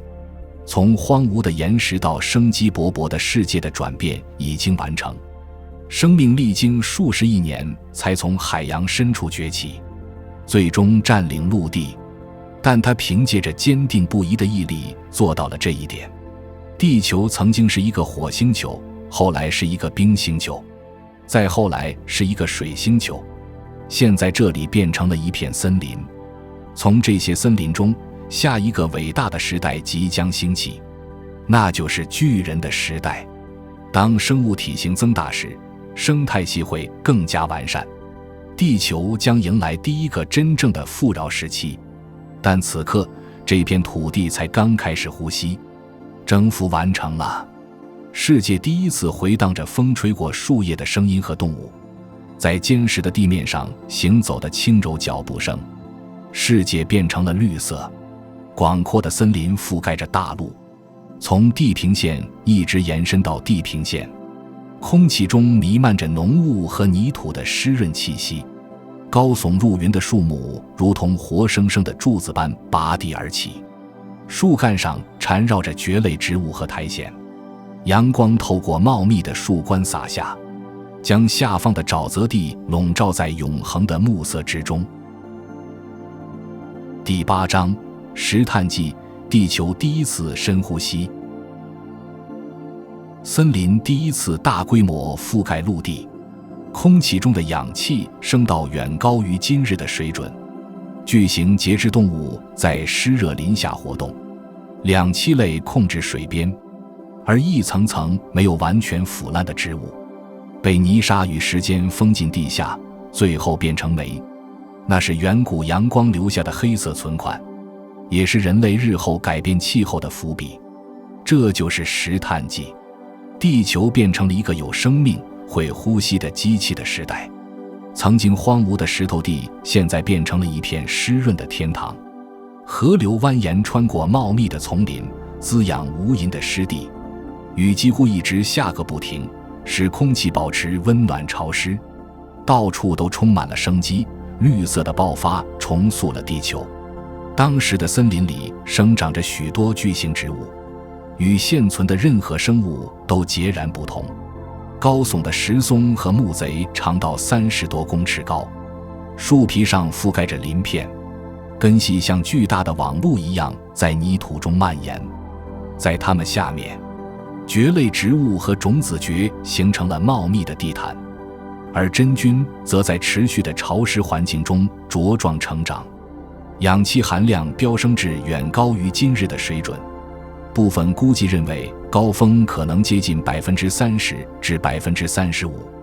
空气本身就是燃料，既滋养火焰也滋养生命，每一次呼吸都蕴含着能量，每一片叶子都向天空释放氧气，空气中弥漫着勃勃生机，伴随着氧气而来的巨人也随之而来。昆虫原本体型小而脆弱，后来却长成了庞然大物。一盏接近70公分的巨脉蜻蜓在潮湿的空气中翱翔，它们的眼睛闪烁着绿光，捕食着较小的猎物。体长可超过2公尺的节胸蜈蚣在森林地面上爬行，以腐烂的植物喂食。蜈蚣身体披着黑色甲壳，悄无声息地穿梭在灌木丛中，伺机伏击。这个世界既陌生又熟悉，这是一个由昆虫和两栖动物统治的星球，统治者不是哺乳动物或爬行动物。在树冠之下，两栖动物在无垠的沼泽中繁衍生息，它们体型很大，有些超过2公尺长，嘴巴宽大，身体肌肉发达，适合捕猎鱼类和小动物。它们的叫声在湿地上回荡，如同深沉而悠扬的呼喊。它们是浑浊水域的主宰，它们的卵产在平静的浅水中，它们的幼体出生时是蝌蚪，然后长成能呼吸空气的成体。森林本身就像活生生的引擎，吸收阳光并将碳储存在自身的组织深处。这些树木枯死后，掉进了氧气稀少的沼泽泥潭里，它们并没有完全腐烂。数百万年来，一层又一层枯死的植被堆积起来，在时间和沈积物的重压下被压缩。这些地层终有一天会变成为人类文明提供动力的煤炭，这是来自一个早已逝去的世界的礼物。但这个时代的生物对未来一无所知，他们生活在一个温暖富饶的世界里，他们狩猎、生活、繁衍生息。沼泽里昆虫嗡嗡乱飞，巨大的蟑螂在地上快速爬行，翅膀在昏暗的光线下闪闪发光。有些蜘蛛体型和人手一样大，它们织网，网布在蕨类植物之间延伸。空气中弥漫着两栖动物的叫声，翅膀拍打的沙沙声，掠食者在水中游动时溅起的水花声。到处都是人来人往，热闹喧嚣，生气勃勃。这片土地找到了自己的节奏，植物、动物和大气之间的碳汇圈维持了地球的稳定性。氧气滋养生命，碳滋养植物。每一棵倒下的树，每一片枯叶，都对生态平衡起了一定的作用。然而，在这种平衡中，演化仍在悄悄进行，塑造着新的可能性。两栖类中有些开始改变，它们进化出了较厚的皮肤，能够抵抗干燥，进化出了可以从空气中吸收更多氧气的肺，进化出了无需浸泡在水中也能存活的卵。这些微小的变化催生了一个新的谱系，即第一批爬行动物。这些生物拥有鳞状皮肤和坚硬的蛋壳，因此可以冒险深入内陆，无需依赖水源。它们起初很小，融入森林地面的阴影中，但它们承载着未来。这些早期羊膜动物后来分化出不同支系，一支通向恐龙与鸟类，另一支通向哺乳动物，最终也通向人类。而人类则会在石头中重新发现它们遥远的起源。但就目前而言，两栖动物仍然是沼泽地的统治者，它们的统治是绝对的，它们的统治是稳固的，但它们周围的世界正在慢慢地为变革做准备。茂密的森林虽然美丽，但也不稳定。它们的快速生长从大气中吸收了大量的二氧化碳，降低了全球气温。随着碳排放量的下降，气候开始变冷，降雨量减少，曾经湿润的沼泽地开始干涸，维系这个巨人世界的平衡开始出现裂痕。由于氧气含量高，森林火灾变得更加频繁，火焰迅速蔓延至灌木丛中，吞噬了大片植被。大火熄灭后，土地变得光秃秃的，空气中弥漫着灰烬。统治地球数百万年的参天大树开始消失。随着气候持续变化，大陆板块不断向彼此靠近，形成巨大的陆地，改变了洋流。沙漠开始向内陆蔓延，打破了沼泽的统治地位。石炭纪森林的黄金时代即将结束，但它们在衰退的过程中留下了意义深远的东西，为未来的生活奠定了基础。被泥沙掩埋的枯死森林变成了巨大的煤矿，其中封存了古老的碳，这些碳将在地下被锁住数亿年。它们创造的富氧大气将推动新一轮的进化浪潮，而由两栖类祖先进化而来的爬行动物已经准备好利用不断变化的世界。随着沼泽的退缩，这些早期爬行动物在更干燥的环境中繁衍生息，它们的卵可以在干旱条件下生存，它们的身体更能抵抗脱水。它们比它们的两栖类亲戚体型更小，但速度更快，更聪明，适应力更强。它们遍布各大洲，填补了森林萎缩后留下的生态位。两栖类的时代即将结束，爬虫类的时代即将开始。不过，在世界某些地方，古老的沼泽地还能存在更久。在雾气弥漫的山谷和低地，最后一棵高大的石松树巍然屹立，它们的根紧紧抓住泥泞的土地。蜻蜓依然在温暖的空气中飞舞，两栖动物的叫声仍在夜空中回荡。那是一个正在消逝的天堂，是世界宛如绿色生命迷宫的时代的记忆。在这一切之上，夕阳穿过水汽和烟雾的薄雾，将天空染成金色。地平线上闪电划破夜空，照亮了高耸树木和飞虫的轮廓。地球在变化，但依然充满活力。石炭纪既是一个结束，也是一个开始，一个时代的终结，另一个时代的悄悄诞生。那是一个地球学会深呼吸，为未来储存能量，并为将再次重塑一切的新型生命做好准备的时代。森林的衰败孕育了变革的种子，沼泽孕育了进化，而那些在阴影中爬行的生物孕育了尚未存在的帝国的祖先。世界进入了第一个真正的富足黄金时代。虽然这个时代不会长久，但它的影响将持续千百年。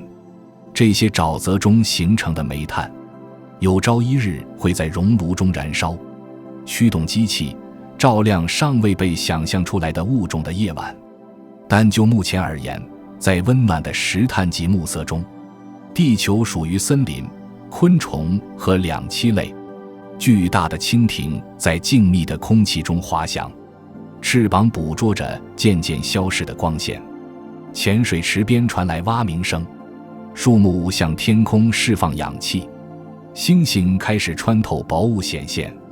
这是一个充满呼吸、声音和绿色的世界。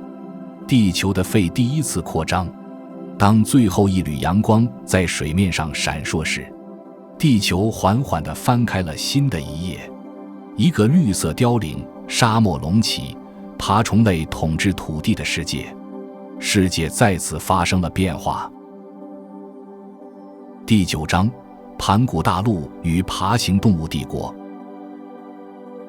大陆逐渐拼合成盘古大陆，内陆远离海洋，季节更加极端。石炭纪的沼泽退缩，能在干燥陆地繁殖的羊膜动物开始扩张，新的演化支系分道扬镳，一支通向恐龙与鸟类。另一支则通向日后的哺乳动物。石炭纪的大沼泽消失了，留下了干燥的平原和沙漠。连绵不断的雨停了，潮湿的空气被干燥的风所取代。曾经散布在全球各地的各大洲，在地球地壳剧烈运动的牵引下，正缓慢地互相碰撞。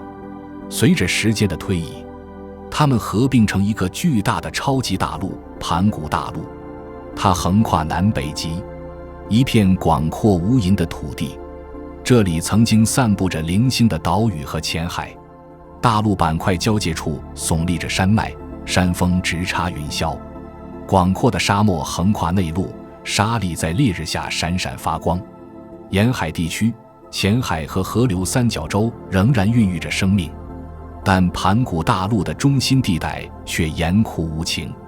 爬虫类的时代开始了，它们的祖先在数百万年前从沼泽中爬了出来。当时它们渺小而默默无闻，但现在它们统治了这片土地。曾经两栖动物主宰湿地的地方，如今爬虫类在盘古大陆干燥炎热的环境中繁衍生息。它们的鳞状皮肤保护它们免受水分流失，它们的卵被包裹在坚韧的皮革状外壳中，可以在陆地上生存而不干燥。这些适应性改变赋予了它们自由，它们不再依赖海洋或沼泽，它们可以生活在任何地方，森林、沙漠或平原。它们是新世界的主人。有些爬虫类体型小巧，行动迅速，身手敏捷，在岩石间穿梭寻找昆虫。另一些则长得体型庞大，四肢粗壮，下颚巨大。它们的存在让这片土地充满了生机。这颗星球经过进化和改造，以适应它们的生存环境。其中最主要的类群之一是核工纲动物，它们是类似爬行动物的生物，将来会演化成哺乳类动物。它们是聪明的猎手，身体温暖而肌肉发达，牙齿锋利且特化，其中就包括翼齿龙。这是一种在盘古大陆炎热平原上出没的掠食者，它的背部长着高高的帆状鳍，用来调节体温。当太阳升起时，它沐浴在阳光下，吸收着温暖。当天气变得难以忍受时，它会侧身而立，减少受热面积。它既是爬行动物，也是后来出现的温血动物的原型。二齿兽统治河岸，捕食两栖动物、鱼类和小型爬行动物。它的世界是一个极端的世界，白天酷热难耐，夜晚寒冷刺骨，暴风雨伴随着雷鸣和尘土席卷沙漠。在烈日当空之下，沿海较湿润的地区仍生长着森林。在这里，巨大的针叶树和种子蕨在荒凉中形成了一片片绿色的绿洲。体型较小的爬行动物以植物喂食，而捕食者则在阴影中猎杀驼们。生命在适应每一个环境，每一种气候，每一种挑战。但盘古大陆并不仁慈，它巨大的体积造成了剧烈的天气，季风雨水倾盆而下，滋润着大陆的一侧，而另一侧却依然滴水不漏。内陆地区是沙漠，寸草不生，只有少数生命力顽强的生物可以数周不喝水。行星内部在阳光的炙烤下炙烤，而两极则饱受冰天雪地的侵袭。二叠纪时期以极端事件为特征，然而生活依然繁荣昌盛。在环绕盘古大陆的海洋表面之下，海洋中充满了奇特而多样的生物。菊石呈作螺旋状的贝壳在水中漂流，它们的触手伸出来捕捉猎物。三叶虫是远古时代的幸存者，尽管它们的统治地位正在消退，但它们仍然在海底爬行。珊瑚礁在温暖的浅水中繁衍生息，形成了巨大的水下城市，充满了鱼类和无脊椎动物。陆地上的生态系变得更加复杂。植物演化是为了适应干旱环境，早期针叶树和椰子树木遍布各大洲，形成了能够抵御干旱的森林。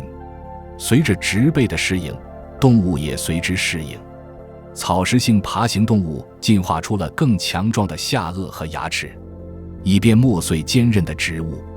为了捕猎它们，掠食者变得更快、更聪明。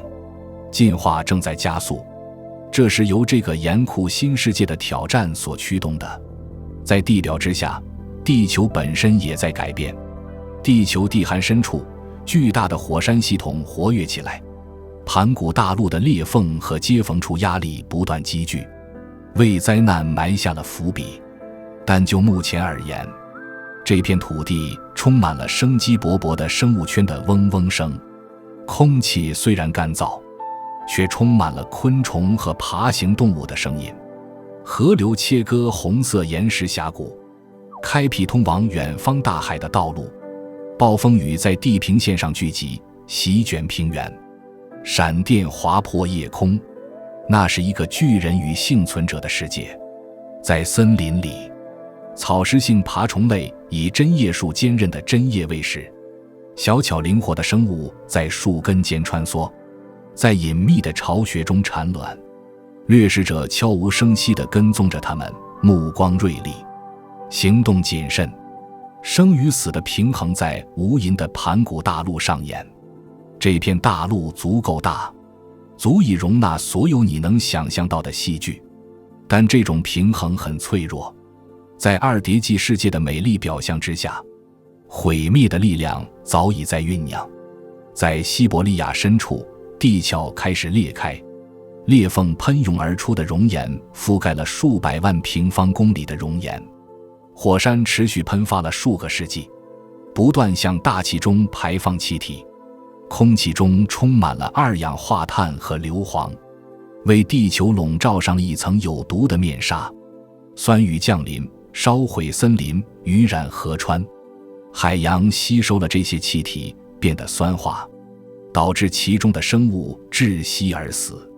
海洋和天空中的氧气含量都开始下降，气候陷入混乱，温室气体滞留热量，导致气温飙升，而火山灰遮蔽了阳光，使天空陷入黑暗。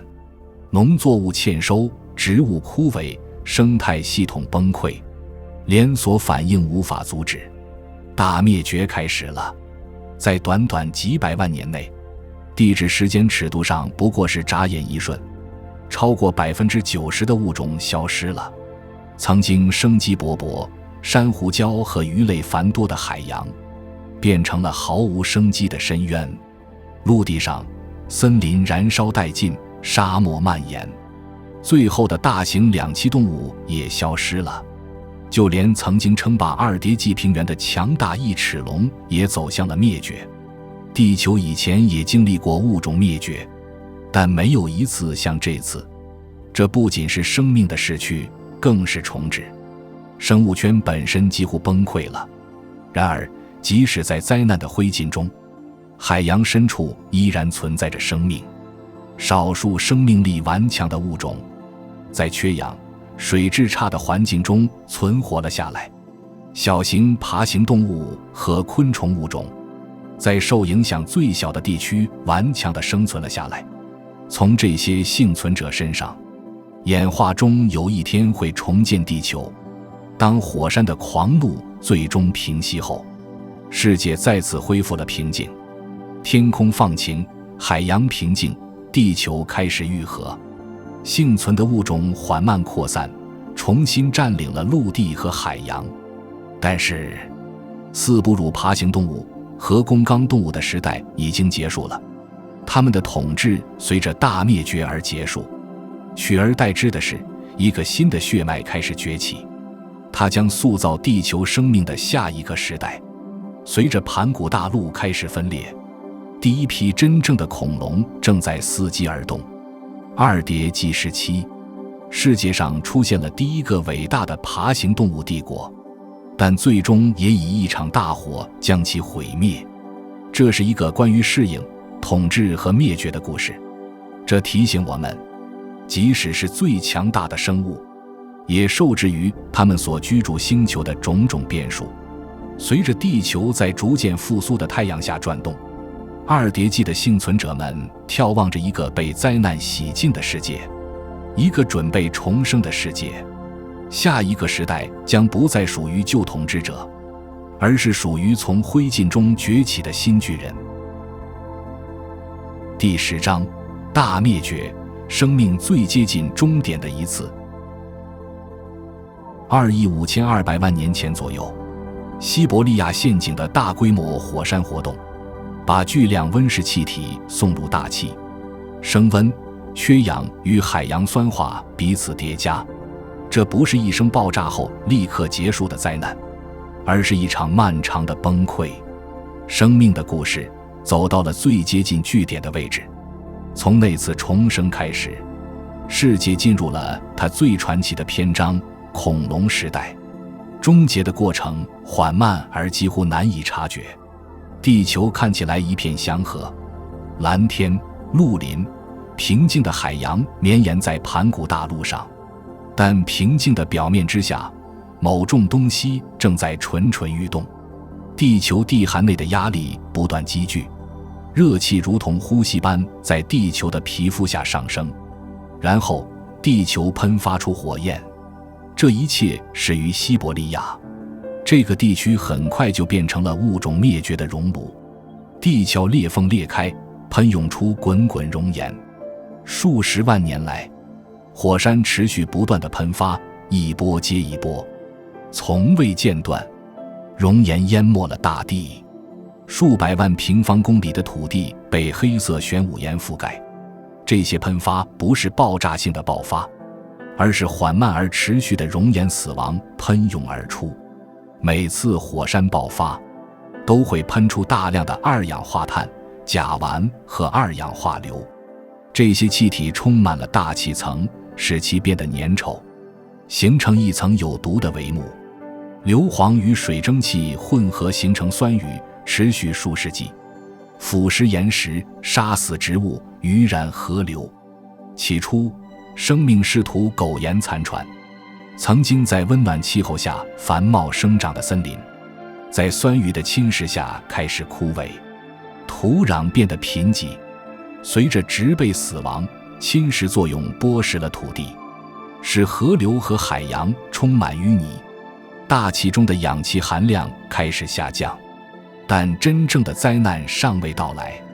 二氧化碳将热量滞留在大气层中，导致全球气温上升超过10度。海洋吸收了大部分这种气体，导致海洋酸化，变得令人窒息。曾经生机勃勃的水下大都会珊瑚礁，如今已化为白垩纪的骨架。维持了数百万年的碳氧平衡被打破了，海洋开始死亡。随着气温升高，洋流减缓，然后停止。由于水回泉中断，氧气无法到达深水区，整片海域都变成了缺氧的死亡区，没有任何生物能够生存。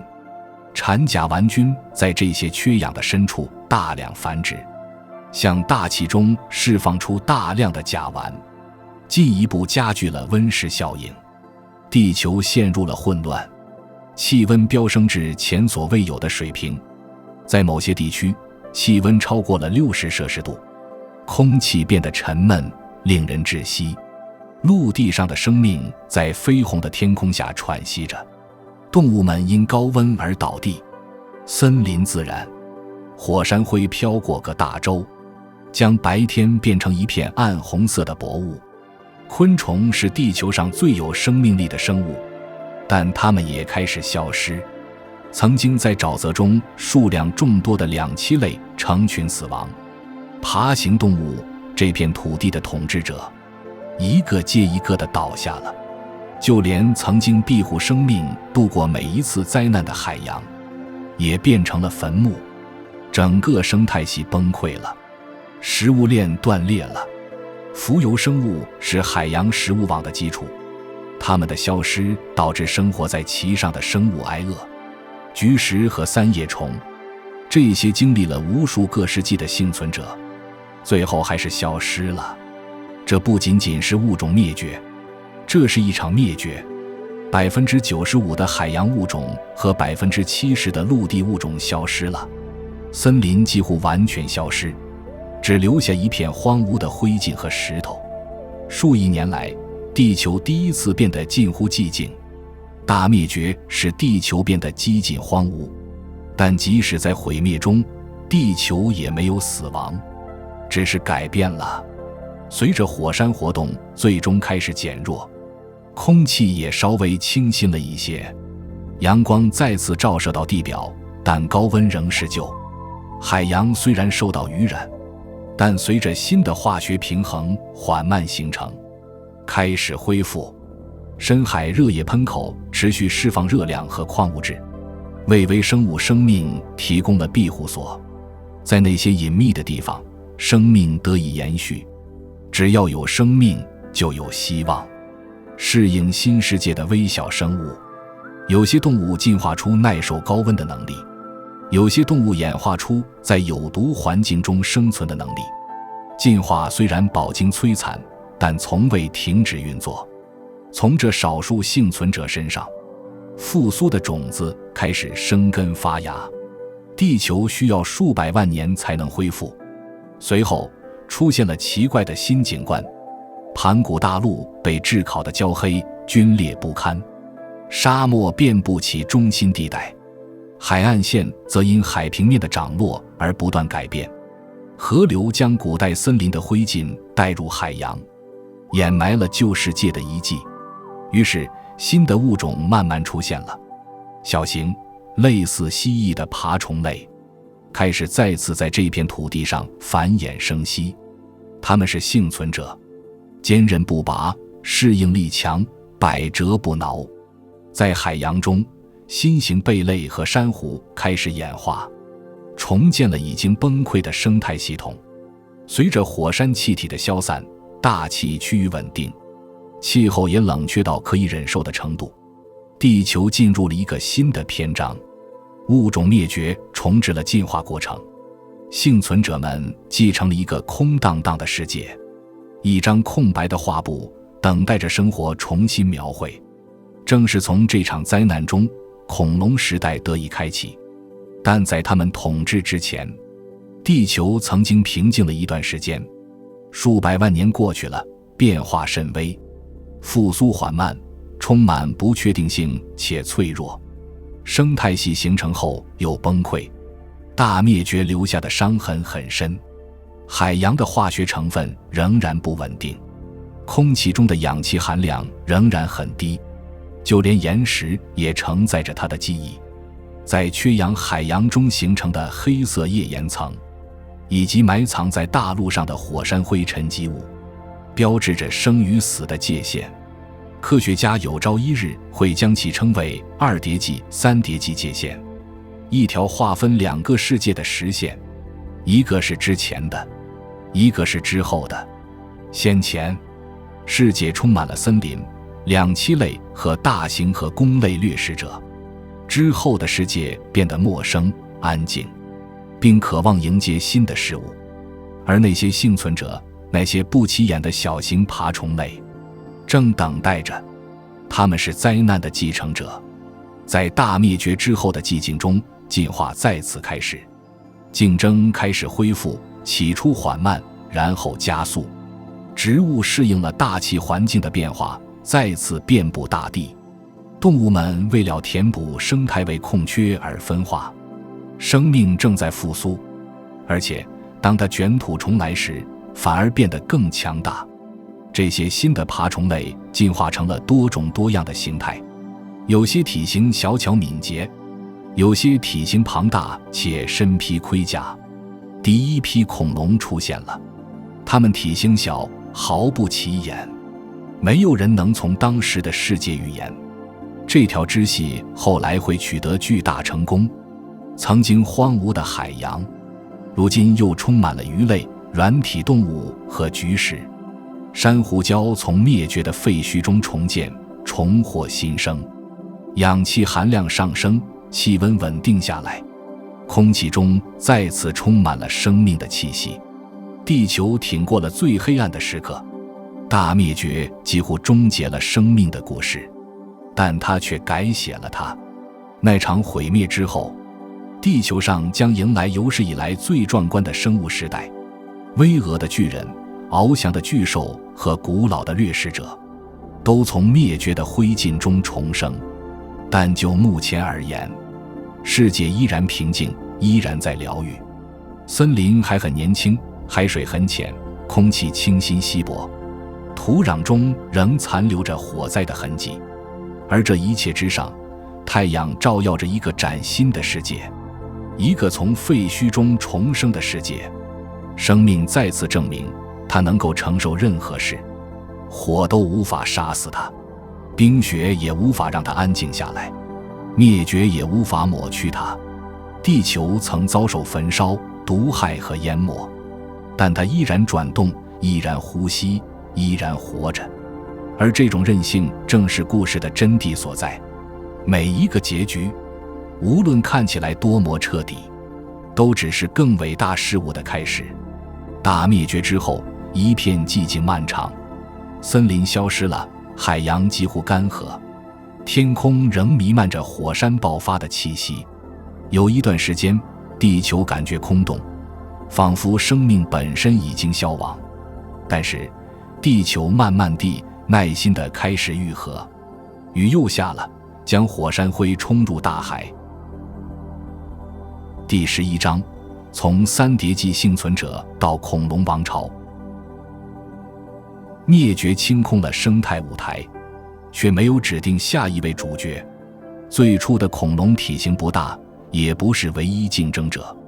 直到三叠纪末的另一场危机淘汰了大批对手，恐龙才真正取得优势。侏罗纪的巨人、白垩纪的花朵与带羽毛猎手，随后把地球推进最传奇的一章。河流冲刷着死寂的山谷，将矿物质带入水中，阳光穿透薄雾，温暖重新降临。于是生命再次从废墟中崛起，一切都是从小规模开始的，一如既往。海洋中藻类大量繁殖，海水变成绿色，珊瑚群落回归，在旧世界的海谷上建造了新的珊瑚礁。贝类、菊石和鱼类演化成了新的形态。每一波浪潮，每一股洋流，都蕴藏着重生的种子。陆地上，蕨类植物和针叶树再次蔓延开来，将大陆铺成绿色的地毯。昆虫在空中嗡嗡飞舞，回到曾经化为灰烬的森林。小爬行动物在树根和时间穿梭觅食，享受宁静世界的阳光。它们之中竟藏着某种非凡事物的祖先，一群体型小巧、行动敏捷的爬虫类，演化了第一批真正的主龙类。它们是鳄鱼、翼龙和恐龙的祖先。它们精简、快速、高效，是为了在一个刚开始稳定的世界中生存而打造的。它们的肺活量惊人，心脏强劲有力，双腿位于身体下方，这使它们拥有了前所未有的速度和耐力。这些新的爬行动物迅速统治了陆地，而曾经在二叠纪称霸的河弓类动物，则逐渐退化成小型穴居动物。主龙类则蓬勃发展起来，进化偏爱它们的适应能力。几百万年后，第一批恐龙出现了。起初，它们体型很小，比狗还小，用2条腿奔跑，捕食昆虫和小猎物。但它们所处的世界是一个充满机会的世界。物种灭绝清除了地球上的竞争对手，留下了广阔的空间和丰富的资源。生活开始以惊人的速度变得多样化。随着三叠纪的到来，恐龙演化了多种形态。有些动物长出了更长的四肢和更锋利的牙齿，变成了迅捷的掠食者。另一些动物则长出了更强壮的下颚和庞大的身躯，变成了能够砍倒整棵树的草食动物。掠食者和猎物之间的平衡恢复了。地球再次充满了生命力和声音。气候温暖干燥，盘古大陆的大部分地区都保持完好，其内部覆盖着广阔的沙漠，但沿海地区森林茂密，河谷繁荣，针叶树高耸入云，苏铁像活地毯一样铺满地面。在这些森林里，早期恐龙捕猎和觅食，类似鳄鱼的生物潜伏在河流中，伏击任何靠近的生物。翼龙是第一种会飞的爬行动物，它们翱翔在空中，用皮革般的翅膀滑翔，俯瞰着下面的世界。三叠纪是一个充满实验的时代，生命在尝试新的形式，更强大、更快、更有效率。但那也是一个动荡的时期，火山爆发持续塑造地形，超级大陆盘古大陆也随之开始断裂，分裂的陆地之间形成了新的海洋，改变了气候模式，并使生态系统彼此隔离。然后就像以前无数次发生的那样，世界突然发生了变化，另一次物种大灭绝席卷全球，规模虽小于上次大灭绝，但仍造成了毁灭性的后果。火山活动使天空昏暗，空气受到污染，许多爬虫类群体消失了。三叠纪的旧统治者已经不在了，幸存者是恐龙，凭借着高效的肺活量、直立的姿态和极强的适应能力，它们在其他生物死亡的地方茁壮成长。尘埃落定之后，它们继承了世界，于是侏罗纪时代开始了，恐龙的真正时代开始了。大陆板块正在分裂，随之而来的是新的海岸线、海洋和气候。雨水重返内陆，沙漠变成了森林，河流和湖泊形成，鱼类和植物资源丰富，地球再次焕发生机，变得更加温暖、湿润，充满活力。恐龙体型巨大，像腕龙和梁龙这样的大型草食动物在森林和平原上漫步，它们的脖子高高伸向树梢觅食，兽群一起穿越广阔的土地，脚下的土地也随之震动，捕食者与它们一同进化，像异特龙和角鼻龙这样的可怕生物，身体强壮且行动精准，它们的下颚长满了锯齿状的牙齿。上空曾是翼龙的领地，它们展翅翱翔于天空，一展比人的身高还要大，俯冲向河流，从水中捕捉鱼类。它们的影子掠过下方的牛群，提醒着人们，这个世界不再由弱小者或弱者统治，而在海洋表面之下，另一场革命正悄悄发生。海洋爬行动物是陆生动物的后代，它们重返水中，进化成优雅的巨型动物。鱼龙像海豚一样游泳，身姿矫健，速度飞快，而蛇颈龙则凭借长长的脖子和强有力的鳍状肢滑行。曾经荒芜的海洋如今充满了生命，从极地到极地，地球繁荣昌盛。侏罗纪时期的森林郁郁葱葱，遍布苏铁、针叶树和蕨类植物，昆虫在空中嗡嗡飞舞，为植物授粉。这些植物中有一天会演化成开花植物。温暖气候与旺盛的初级生产力支撑了庞大的身体与复杂生态系统。世界的声音不再是寂静，而是生命大规模的深沉、有节奏的呼吸。在这丰富的资源中，新的可能性开始形成。有些恐龙长出了羽毛，但不是为了飞行，而是为了保暖和炫耀。这些简单、鲜艳且有图案的覆盖物，标志着一种新型生物迈出了第一步。这种生物有朝一日将统治天空。另一些则开始发展出更敏锐的智力、复杂的社交行为，以及透过声音和动作进行沟通的能力。侏罗纪世界不只是活的，它还有意识。但即使在这片人间天堂，改变的力量也从未停止过。随着大陆板块进一步分离，气候再次改变，热带雨林逐渐被干燥的平原取代。为了适应不断变化的世界，新的物种进化而来。白垩纪到来，带来了辉煌和不祥之兆。开花植物首次出现，为世界增添了色彩。它们吸引了与它们一同进化的昆虫，如蜜蜂、蝴蝶和甲虫。这些昆虫会随风传播花粉，空气中弥漫着芬芳，充满了新型共生体的嗡嗡声。草食性恐龙逐渐进化得更专门化，以这些植物为食。三角龙有角和颈盾，甲龙全身覆盖着骨板，鸭嘴龙有用于发声和交流的复杂冠状物。掠食者也进化了，变得更快、更聪明、更致命，其中包括霸王龙。它是当时最顶级的猎人，体型庞大，智慧强大，效率惊人。海洋中有苍龙与大型鲨类，而天空则有一盏超过10公尺的巨型翼龙。地球上所有地方的生命都达到了鼎盛时期，那是一个巨人横行，统治一切，追求完美的时代。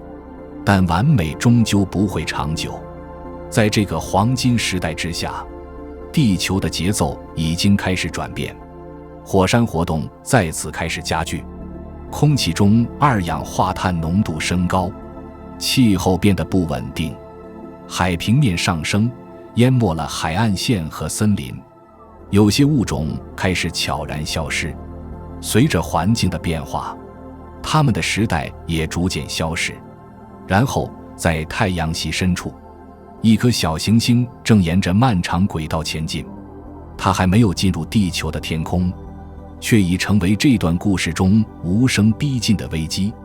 但就目前而言，恐龙的统治地位无人能及，从潮湿的丛林到冰冷的海岸，它们遍布地球的每个角落。它们的脚步声响彻大陆，它们的咆哮声传遍山谷。从各方面来说，地球都属于它们。它们从大灭亡的灰烬中崛起，征服了陆地、海洋和天空，并按照自己的形象塑造了地球。虽然他们的统治终有一天会以烈火告终，但他们的遗产却永远不会消逝，因为从他们的骨骼和羽毛，从他们的血液和本能中，生命的故事将继续下去。但这还遥遥无期。此刻，地球正处于生命和力量最鼎盛的时代，一个充满雷鸣、运动和呼吸的世界。恐龙时代已经达到鼎盛时期。当太阳落山，照耀着盘古大陆破碎的森林时，巨人的影子笼罩着大地。这是堕落之前世界的最后光芒，世界进入了一个充满奇迹的时代。第12章，恐龙最后一天。恐龙统治陆地超过1亿6千万年，足迹遍布每一块大陆。看起来这个王朝坚不可摧。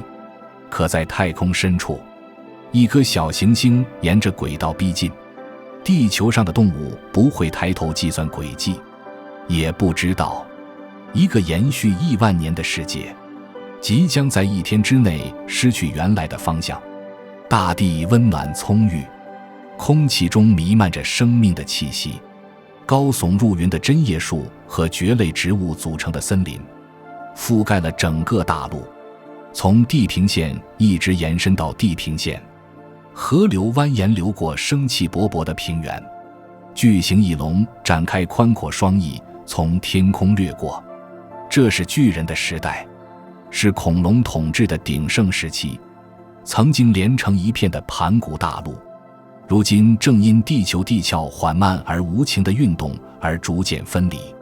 板块运动开辟了新的海洋，塑造了海岸线和气候。温暖的海水轻拍着绿色的海岸，内陆的沙漠逐渐被湿润的丛林取代。世界生机勃勃，处处洋溢着活力。成群的巨型草食动物横越平原，比建筑物还高的腕龙，伸长脖子探向树梢，轻柔而精准地剥落树枝。它们巨大的心脏将血液泵送到像城市街道一样长的脖子上，使它们的头颅高高地悬在森林之上。附近剑龙正在吃草，它们背上的骨板在阳光下闪闪发光。三角龙之间爆发了惊天动地的决斗，震得大地都在颤抖，大地本身的声音都改变了。这里不再回荡着寂静或风声，而是回荡着足以压碎石头的生物的脚步声。哪里有巨人，哪里就有掠食者。异特龙拥有尖锐的牙齿和敏锐的感官，在开阔的平原上猎杀动物。成群的小型食肉动物在蕨类植物间穿梭，共同合作捕杀比自己大得多的猎物。后来出现了霸王龙，它是力量和精准的化身，它的咬合力足以咬碎骨头，它的智力在同类中无人能及。每一次回荡在森林中的咆哮都是对胜利的宣告，是对这片土地的宣告。但并非所有恐龙都是庞然大物，在巨人的阴影下，体型较小的物种繁衍生息，它们体型与人类相仿。长着羽毛的猎手在灌木丛中穿梭，寻找昆虫和蜥蜴。有些鸟儿跃入空中，羽毛覆盖的四肢在树枝间滑翔。进化再次进行实验，测试形态和飞行的极限。第一批真正的鸟类似乎是小型带羽毛恐龙的后代，它们学会了驾驭天空，它们的空心骨骼使它们轻盈，它们的羽毛经过精巧设计，以保持平衡和飞行。它们翱翔在曾经只属于爬虫类的森林之上。下方，海洋同样生气勃勃，海洋爬行动物统治海洋的程度，正如恐龙统治陆地一样。长颈蛇颈龙在深海中滑行，它们的鳍状肢以完美的节奏划破水面。鱼龙像鱼雷一样快速游动，它们流线型的身体天生就是为了速度而生的。到了白垩纪晚期，海洋就属于苍龙了。这些体型庞大的掠食者可以一口吞下鲨鱼。珊瑚礁里充满了生机，闪烁着着陆地上看不到的色彩。巨石随波逐流，螺旋状的贝壳随着潮汐的涨落捕捉阳光。巨型海龟和鱼类在礁石间游弋，而上方的风暴则搅动着水面，使其陷入一片混乱。生与死的回圈周而复始，每一次浪潮都塑造着进化。陆地上的植物也在改变，有史以来第一次，开花植物开始绽放。一场悄无声息的革命将永远改变地球。它们鲜艳的花瓣吸引了昆虫，开启一段将主导未来的合作关系。蜜蜂、蝴蝶和甲虫将花粉从一朵花传播到另一朵花，以前所未有的速度创造出新的物种。色彩降临地球，随之而来的是芬芳、多样性和美丽。恐龙适应了环境，草食动物进化出了专门的下颚来咀嚼新的植物，而肉食动物则进化得更快更聪明来跟上它们的步伐。白垩纪的生态系统变得比以往任何时候都更加复杂，每种生物都完美地融入生存网络中。在森林之上，翼龙统治着天空，它们长到了难以想象的体型，有些翼展超过10公尺。它们翱翔于各大洲之间，借助热气流滑翔，俯冲到河流中捕鱼。它们的叫声在山谷间回荡，它们的影子笼罩着下方的兽群。白垩纪整体气候温暖，海平面也比今天更高。这里没有巨大的冰盖，没有冰封的基地，只有茂密的森林一直延伸到世界的边缘。遥远的土地上火山仍在喷发，但它们的威力被生物圈无尽的绿色所平衡。空气中充满了氧气，滋养着在这片土地上漫游的庞大身体。从太空看去，这颗星球充满了生命力。蓝色的海洋，绿色的大陆，白色的云朵在阳光下轻轻飘动。这是一个历经烈火、灭绝和时间洗礼的天堂，但即使是天堂，也蕴藏着终点的种子。地表之下，地壳躁动不安，地壳运动使大陆板块移动，推高了山脉，并形成了裂缝，熔岩喷涌入海，火山气体溶解于水中，改变了海洋的化学成分。缓慢而悄无声息的平衡开始改变，气候进一步变暖，有些地区干旱，有些地区被洪水淹没，新的植物物种扩散开来，而古老的森林消失了。随着气候变化，整个生态系统都发生了迁移。然而，恐龙依然繁衍生息，它们是那个时代最完美的幸存者，多样化、适应性强，势不可挡。从最小的带羽毛的猛禽，到像活山一样移动的巨型犀角类恐龙，每一块大陆都是它们的领地。驼们的统治持续超过1.6亿年，远远超过智人存在的时间尺度。在这个黄金时代，天空、海洋和陆地之间的界限变得模糊不清，鸟儿在空中飞舞，爬虫类统治海洋，大地因巨人而颤抖。这颗星球的生物多样性已走到那个时代的高峰，一个完全鲜活、有生命、会呼吸的系统。生命控制着大气、土壤甚至温度本身的平衡。地球从未如此充满生机，但是在遥远的高处，在看不见也无人察觉的地方，某些东西正在到来。一块比城市还小的岩石，在浩瀚的宇宙中漂流了数百万年，它静静地移动着，被太阳的引力牵引着。它的轨道发生了偏移，与地球的轨道相交，在长期引力扰动之下，它的轨道最终与地球相交。随着世界继续其无尽的节奏，小行星越来越近，天空依然晴朗，海洋依然平静，恐龙们像往常一样吃草、捕猎，过着他们原本的生活。这颗星球上的生命丝毫没有察觉正在逼近的阴影，一个能在瞬间抹去几乎一切的阴影。但在此之前，只有一片宁静，森林在风中低语，兽群穿越开阔的平原，世界在阳光下闪闪发光。这是一段难以想象的坚持不懈的旅程，从熔岩到生机勃勃的星球，从微小的细胞到脚步能震动大地的生物。巨人的统治是生命所取得一切成就的巅峰，力量、多元、平衡与美丽。很快这一切就会结束，但地球上的结束从来都不是真正的终点。每一次物种灭绝都是一种转变，每个秋天都是新的开始。飞鸟类恐龙的时代将在撞击引发的全球灾变中走向终结，但从它的灰烬中将会诞生全新的事物，体型小巧、脆弱，却有机会在灾后世界迅速扩张。此刻，巨人依旧行走，丝毫没有察觉到头顶的群星正在排列。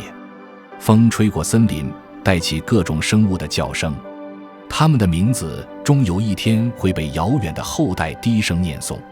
在高高的天空之上，越过云层和蓝天，灭绝的使者悄悄逼近，无形的、不可阻挡的，早已写入生命本身的故事之中。巨人的统治即将落下帷幕，地球即将再次改变，一切始于寂静，一种如此完美、如此彻底的平静，就连森林似乎都屏住了呼吸。尤卡坦半岛上空的晨光万里无云，空气中弥漫着温暖的气息，成群的三角龙在蕨类植物间吃草，在它们上方，翼龙随着慵懒的风向飘荡。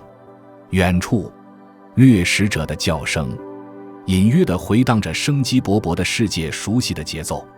但在云层之上，在视线和声音都无法触及的地方，黑暗中似乎有什么东西在移动。一块直径6英里的古老巨石冷漠无情，以每小时6万公里的速度向地球坠落。它在太空中已经旅行了数百万年，它的路径由引力和偶然性决定，而现在它的旅程也走到了尽头。在这个绿色繁荣的星球上，在短暂的一瞬间，下面的世界依然浑然不觉。树叶在风中摇曳，在潮湿的空气中，昆虫嗡嗡作响，海浪轻轻拍打着热带海岸。这颗星球充满生机，却浑然不觉，在末日降临之际悄悄旋转。然后天空燃起了火焰，小行星进入大气层，压缩前方空气的速度比声速还要快，摩擦点燃了空气，将天空变成了一道耀眼的白色光芒。一道光柱划破天际，树木瞬间燃起熊熊烈火。它坠落时的轰鸣声，在撞击地球之前很久就已经震动了大地。然后是冲击，小行星撞击浅海，瞬间将水和岩石蒸发殆尽。撞击点的温度比太阳表面温度还要高，方圆数百公里内的一切瞬间化为乌有，海水蒸发殆尽，地球的地壳像水波一样荡漾开来。激起的冲击波环绕了整个地球，一团火球升腾入云，由熔融的地球和气化的岩石组成的球体攀升到比以往任何山峰都高，然后坍塌回大气层。数十亿吨碎片被发射到太空，但片刻之后便化作一场火风暴落回地面。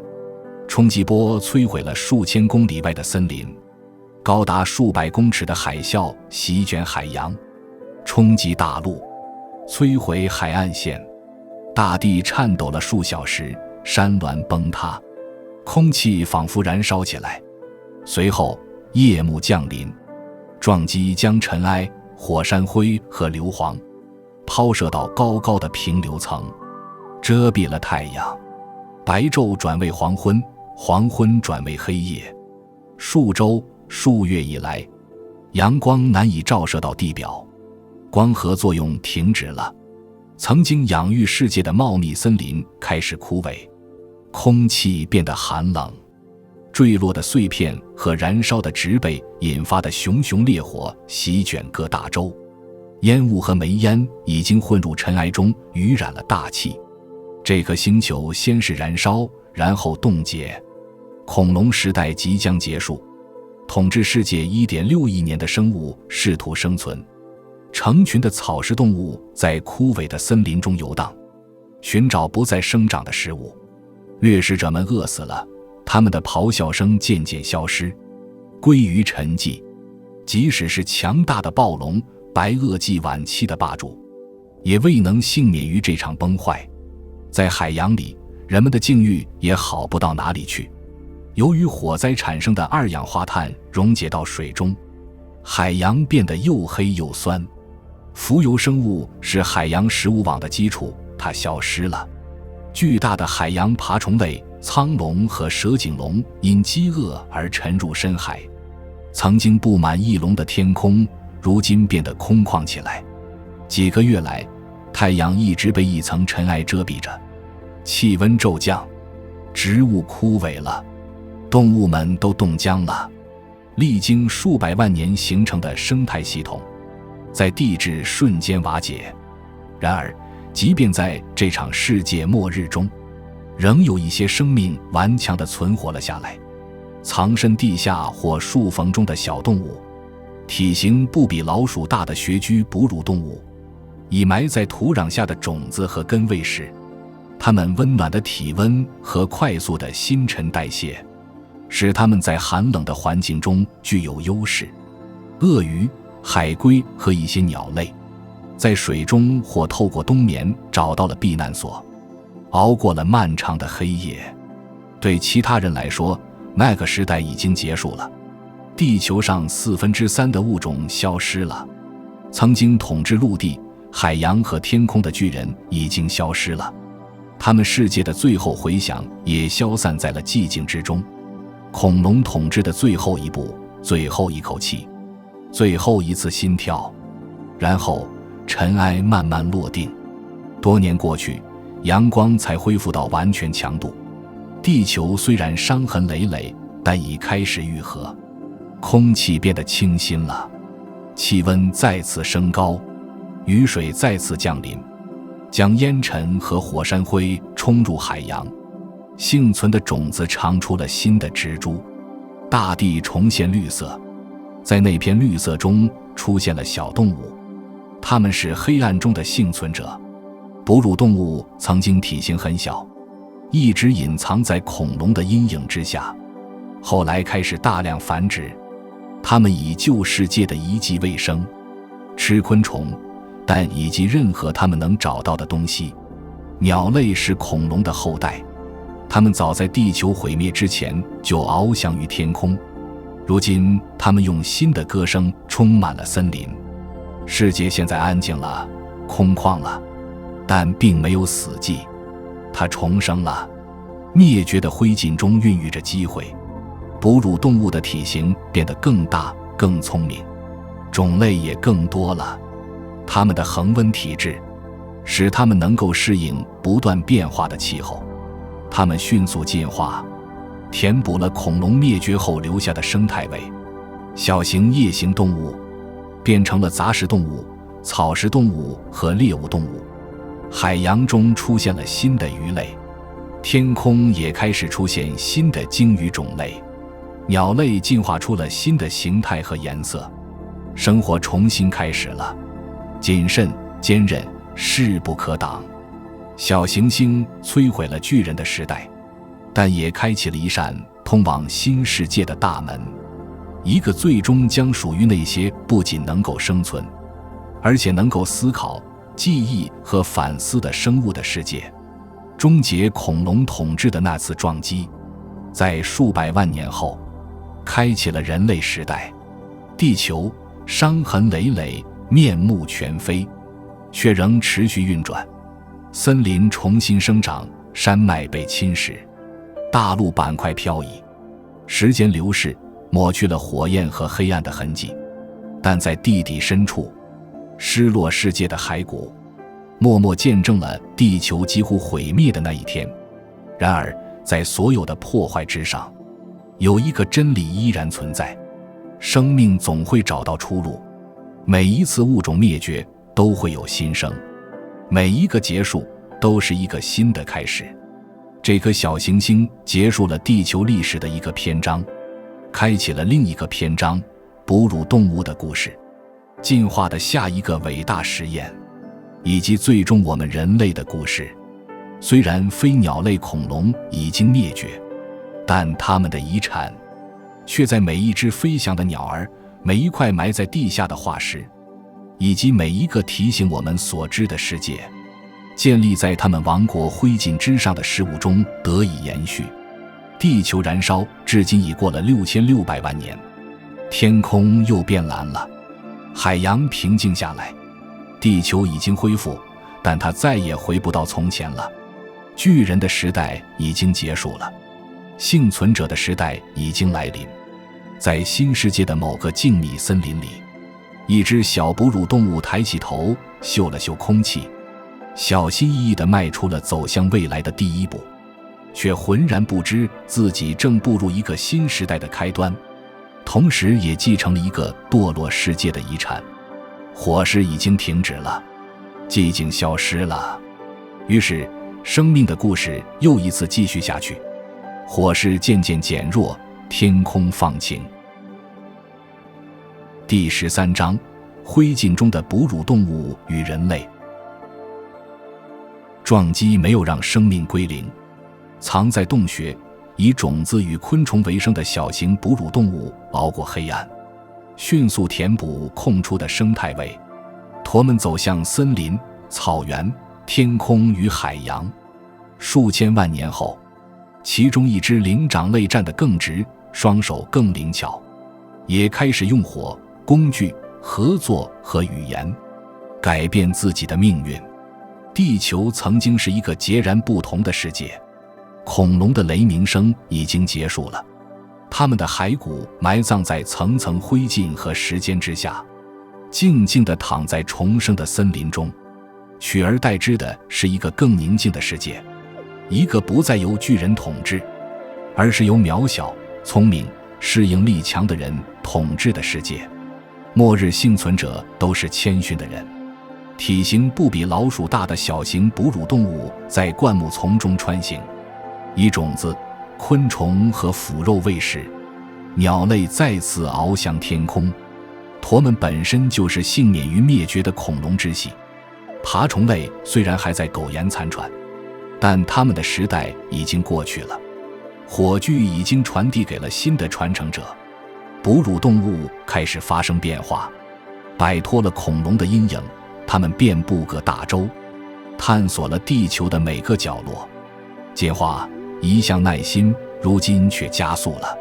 有些哺乳动物会重返海洋，它们的四肢演化成其壮肢，成为鲸鱼和海豚的祖先。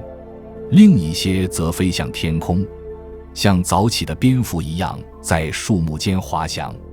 在陆地上，它们的体型、力量和种类都比以往任何时候都更加庞大、更加强壮、更加多样化。森林再次覆盖了地球的大部分地区，空气中氧气含量丰富，气候温暖稳定。那是物产丰饶的时代。自白垩纪以来，结果实的植物已经广泛传播，提供了新的食物来源，从而推动了灵长类动物，一种擅长攀爬、抓握和观察的哺乳动物的进化。在古新世的茂密丛林中，最早的灵长类动物出现了。它们体型小巧，动作敏捷，聪明伶俐，长着向前看的眼睛，能够感知深度。这项天赋有朝一日会改变一切。它们在树枝间跳跃，捕食昆虫和水果，生活在依靠沟通与合作的社会群体中。使新世到来之际，全球气温进一步上升，热带森林延伸至2极，生命繁盛。哺乳动物的演化再次经历了爆发性成长。大型草食动物在平原上漫游，它们是马、象和犀牛的祖先。肉食动物进化成了狼、猫和熊。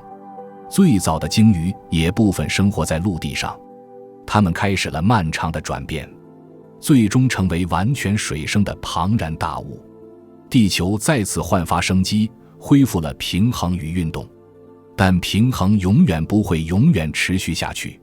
在地表之下，大陆板块仍在继续漂移，山脉隆起，海洋开合。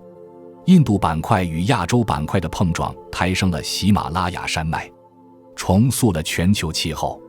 石头的缓慢移动改变了一切，降雨量、温度以及生命本身的模式。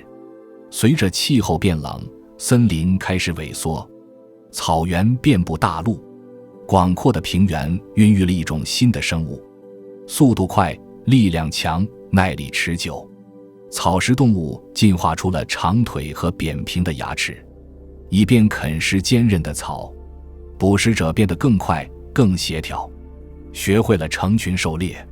在那些依然屹立的树木之间，灵长类动物观察、学习并适应。到了渐新世，地球变得更冷更干燥，许多热带物种消失了，取而代之的是适应开阔稀树草原的哺乳动物。大象长出象牙是为了挖取植物根茎，骆驼和马匹遍布平原，猫进化出了更锋利的爪子、更好的视力和无声的脚步。生命的故事再次发生了转变，从体型主导转变为智力和适应力主导。在非洲，灵长类动物继续进化，有些动物留在树上，而有些动物则冒险下到地面，它们开始更直立行走，短距离内可以用2条腿保持平衡。它们的双手变得更加灵巧，眼睛变得更加敏锐，大脑也更加发达。它们是早期猿类，是黑猩猩、大猩猩和人类的祖先。数百万年来，它们过着简单的生活，吃水果、筑巢，成群结队地穿越非洲和亚洲的森林。但地球仍在变化，而变化是推动演化的唯一不变因素。大约500万年前，气候再次改变，森林变得稀疏，被草原取代，世界变得越来越冷，食物也变得越来越稀少。生存下来的人都倾向于那些能够适应环境的人，那些会思考、会计划，并且双手不只是用来攀爬的人。正是在那变革的熔炉中，一些非凡的事情开始了。一种猿类比以前长得更高了，它开始更多的直立行走，腾出双手来携带食物和工具。它学会了将石头打造成刀刃，敲碎骨头，取出骨髓，不仅将环境作为家园，还将其作为武器。这就是人属的诞生。它们还不是现代人类，却已经踏上人属的演化道路。它们的大脑更大，脸型更扁平，双手更灵巧。它们成群结队地狩猎，分享食物，并照顾幼崽。合作已成为它们最大的优势。这些早期人类沿着河流和牲畜的迁徙路线，遍布非洲各地。他们建造住所，用火取暖和保护自己。起初学会了用手势和声音说话，后来学会了用语言说话。他们周围的世界再次发生了变化，冰层开始从2极蔓延，覆盖了地球的大片区域。更新世冰河时期开始了，冰川的进退回圈往复，雕琢出山脉，重塑了大陆。寒冷迫使所有物种适应环境，长着厚厚皮毛的猛犸象在苔原上漫游，剑齿虎在冰原上捕猎，成群的野牛、马和驯鹿在冰冻的草原上吃草。这又是一个巨人的时代，但这次巨人是温血动物，有智慧，而且力大无穷。早期人类就生活在他们中间，他们学会了制作更好的工具，用骨头和兽皮建造住所，并制作衣服来抵御寒冷。他们跟随兽群跨越大陆，越过冰桥，迁移到新的土地。火成了他们形影不离的伙伴，在漫长的寒冬中温暖、安全、光明。他们在洞穴的墙壁上绘制了他们猎杀的动物的影像，这些影像既是敬畏的象征，也是纪念的象征。他们埋葬死者，祭祀祖先，围坐在黑暗中闪耀的萤火旁说故事。在漫长的冰河时期和进化的暮光之中，人类诞生了。我们所属的智人大约在30万年前出现，聪明、适应力强，好奇心强。我们比以往任何生物的传播速度都快。我们从非洲出发，跨越到亚洲、欧洲，甚至更远的地方。我们制造木筏抵达岛屿，用工具塑造环境，直到很久以后又用文字保存思想。我们打猎、耕种、盖房子，怀抱梦想。哺乳动物从恐龙的灰烬中崛起，它们孕育出了能够理解星星、季节和生命本身故事的生物。但走到今天这一步，却充满了灾难和机会。从古代海洋中生命的最初火花，到恐龙的灭绝；从冰与火到思想和语言，每一步都是一条巨大而连续的链条的一部分。然而，即使在今天，塑造恐龙的力量仍然在塑造着我们。火山依然在喷发火焰，小行星依然围绕着太阳执行，地球依然在我们脚下摇晃颤抖。我们并非置身事外，我们就是这个故事的延续。哺乳类和人类的出现并不是演化的终点，而是地球无尽乐章中的另一个乐章。地球经历了5次物种大灭绝，无数次动荡和难以想象的困难，最终幸存下来。历经种种变迁，生命不断适应、进化、延续。如今站在时间的边缘，人类既是幸存者，也是守护者。第一种能够理解刻在石头上的故事的物种，第一个真正意识到这一切有多脆弱的人。哺乳动物的兴起就是思想的兴起，人类的兴起就是意识的兴起。正是透过这种意识，地球终于开始审视自身，不是透过本能或行动，而是透过充满好奇的目光。这段始于黑暗、酷热和混乱的旅程，最终抵达了意识的彼岸。生命学会了看见，在星辰的倒影中，地球从尘埃到心灵的故事终于被理解了。地球历经数十亿年的烈火、冰霜和黑暗，才走到今天这一步。这个始于创世混沌的故事，找到了它最意想不到的叙事者——人类。200万年前，地球寒冷荒芜。终章：当地球开始看见自己。人类不是地球史的终点，却是目前唯一能读懂岩层、化石与星光的叙事者。我们把石炭纪封存的碳重新点燃，也把探测器送出太阳系。第一次，一个物种同时拥有改变整颗星球与理解后果的力量。故事最后的悬念，因此不再遥远过去，而在我们手中。冰盖横跨北方大陆，雕琢出山谷和山脉。随着时代变迁，气候不断变化，苔原、森林和稀树草原以不断变化的模式覆盖着世界。正是在这冰雪消融的节奏中，人类开始了漫长的攀登之旅。他们是猎人、流浪者和幸存者，他们跟随兽群穿越平原，追踪河流的源头，并学会适应地球上提供的每一种环境。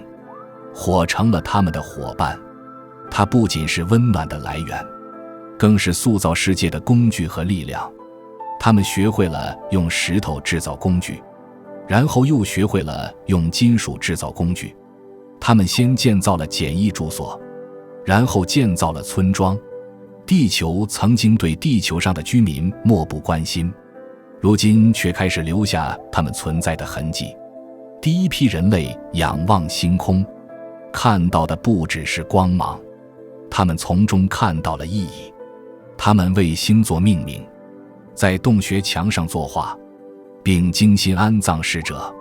他们既不是最强壮的，也不是跑得最快的，但他们拥有一些以前任何生物都不曾拥有的东西：想象未来事物的能力。想象力孕育了发明创造，发明创造了文明。随着冰川消退，人类的足迹遍布各大洲，他们翻山越岭，跨越海洋，沿河建城，开垦土地。自哺乳动物时代就存在的森林，在他们手中化为废墟，变成了家园和农田。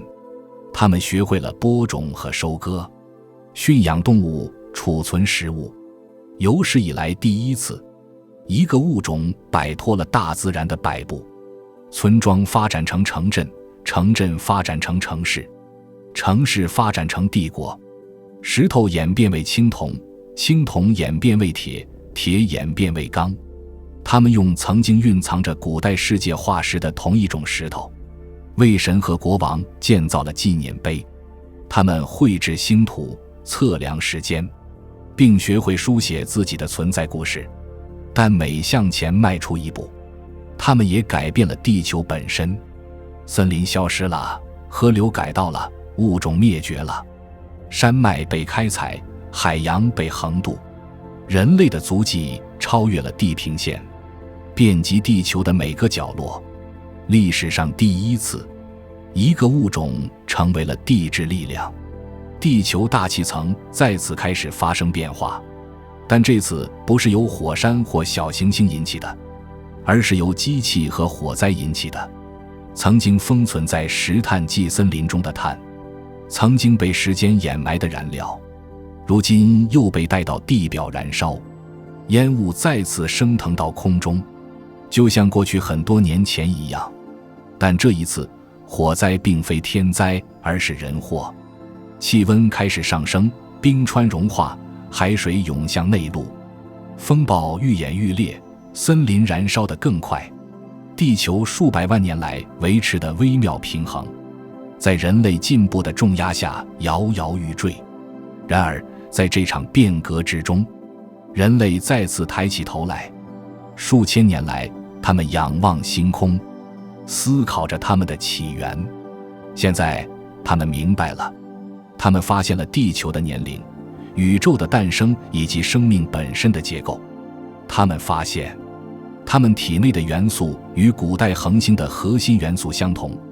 从各方面来说，他们都是有意识的宇宙。他们建造了可以追溯到过去的望远镜，可以绕地球直行的卫星，以及可以说话和思考的机器。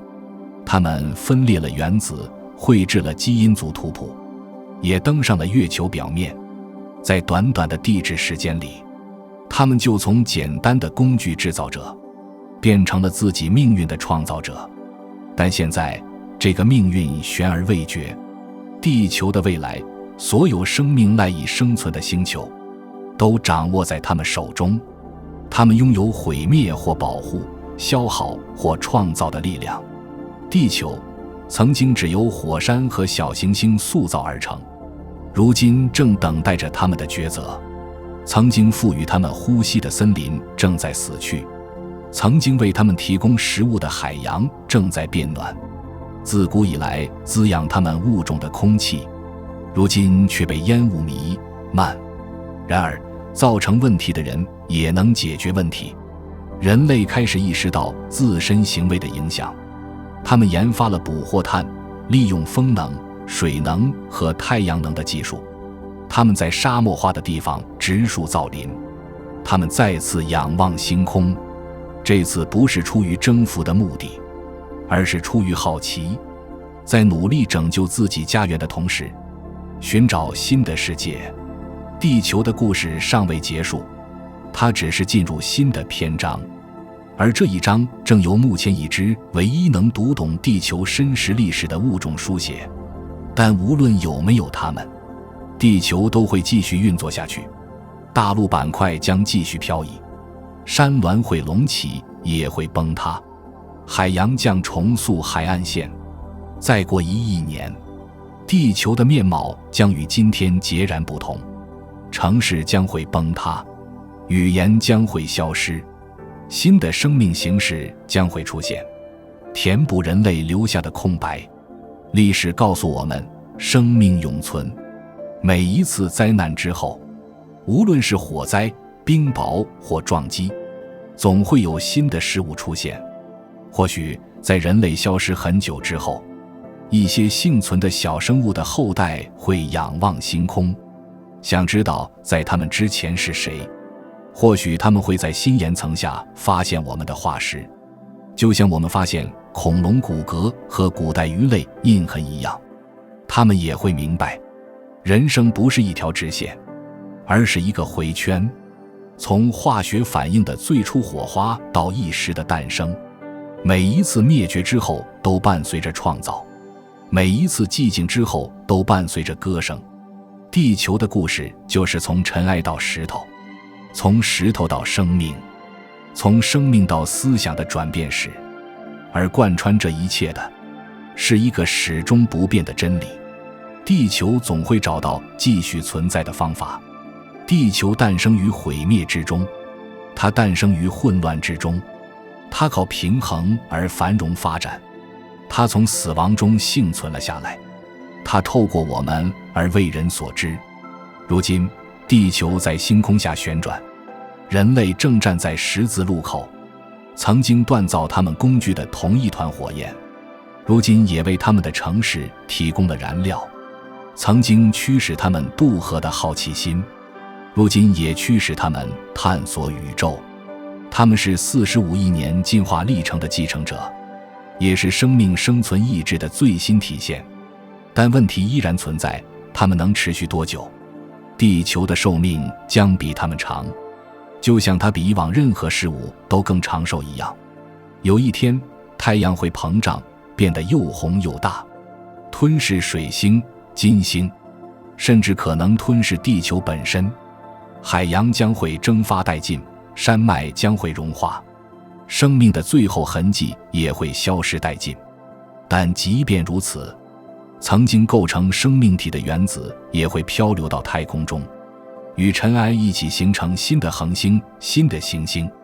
或许在遥远的地方，还会形成新的生命形式，故事将重新开始。或许在遥远的未来，另一个世界会仰望天空，思考它从何而来，并讲述它自己的这个故事版本。目前，地球依然充满活力，脆弱而又生气勃勃。它的大陆板块移动，它的风吹拂，它的森林低语，它的海洋呼吸。在宇宙的某个角落，一个物种仰望夜空，意识到自己既是观察者又是被观察者。宇宙正在审视自身，始于烈火的旅程，终于思绪的旅程。故事开始于混乱，终于觉醒。在这种觉悟中，地球第一次真正理解了自己是什么。这不是一颗由尘土和石头构成的星球，而是一个有生命、有思想的世界，能够记住自己的起源。人类的时代并非故事的终结，这是故事意识到自身存在的过程。地球的未来，无论如何，都将以同样的方式开始。一个永恒的真理在时间长河中低语：生命永存。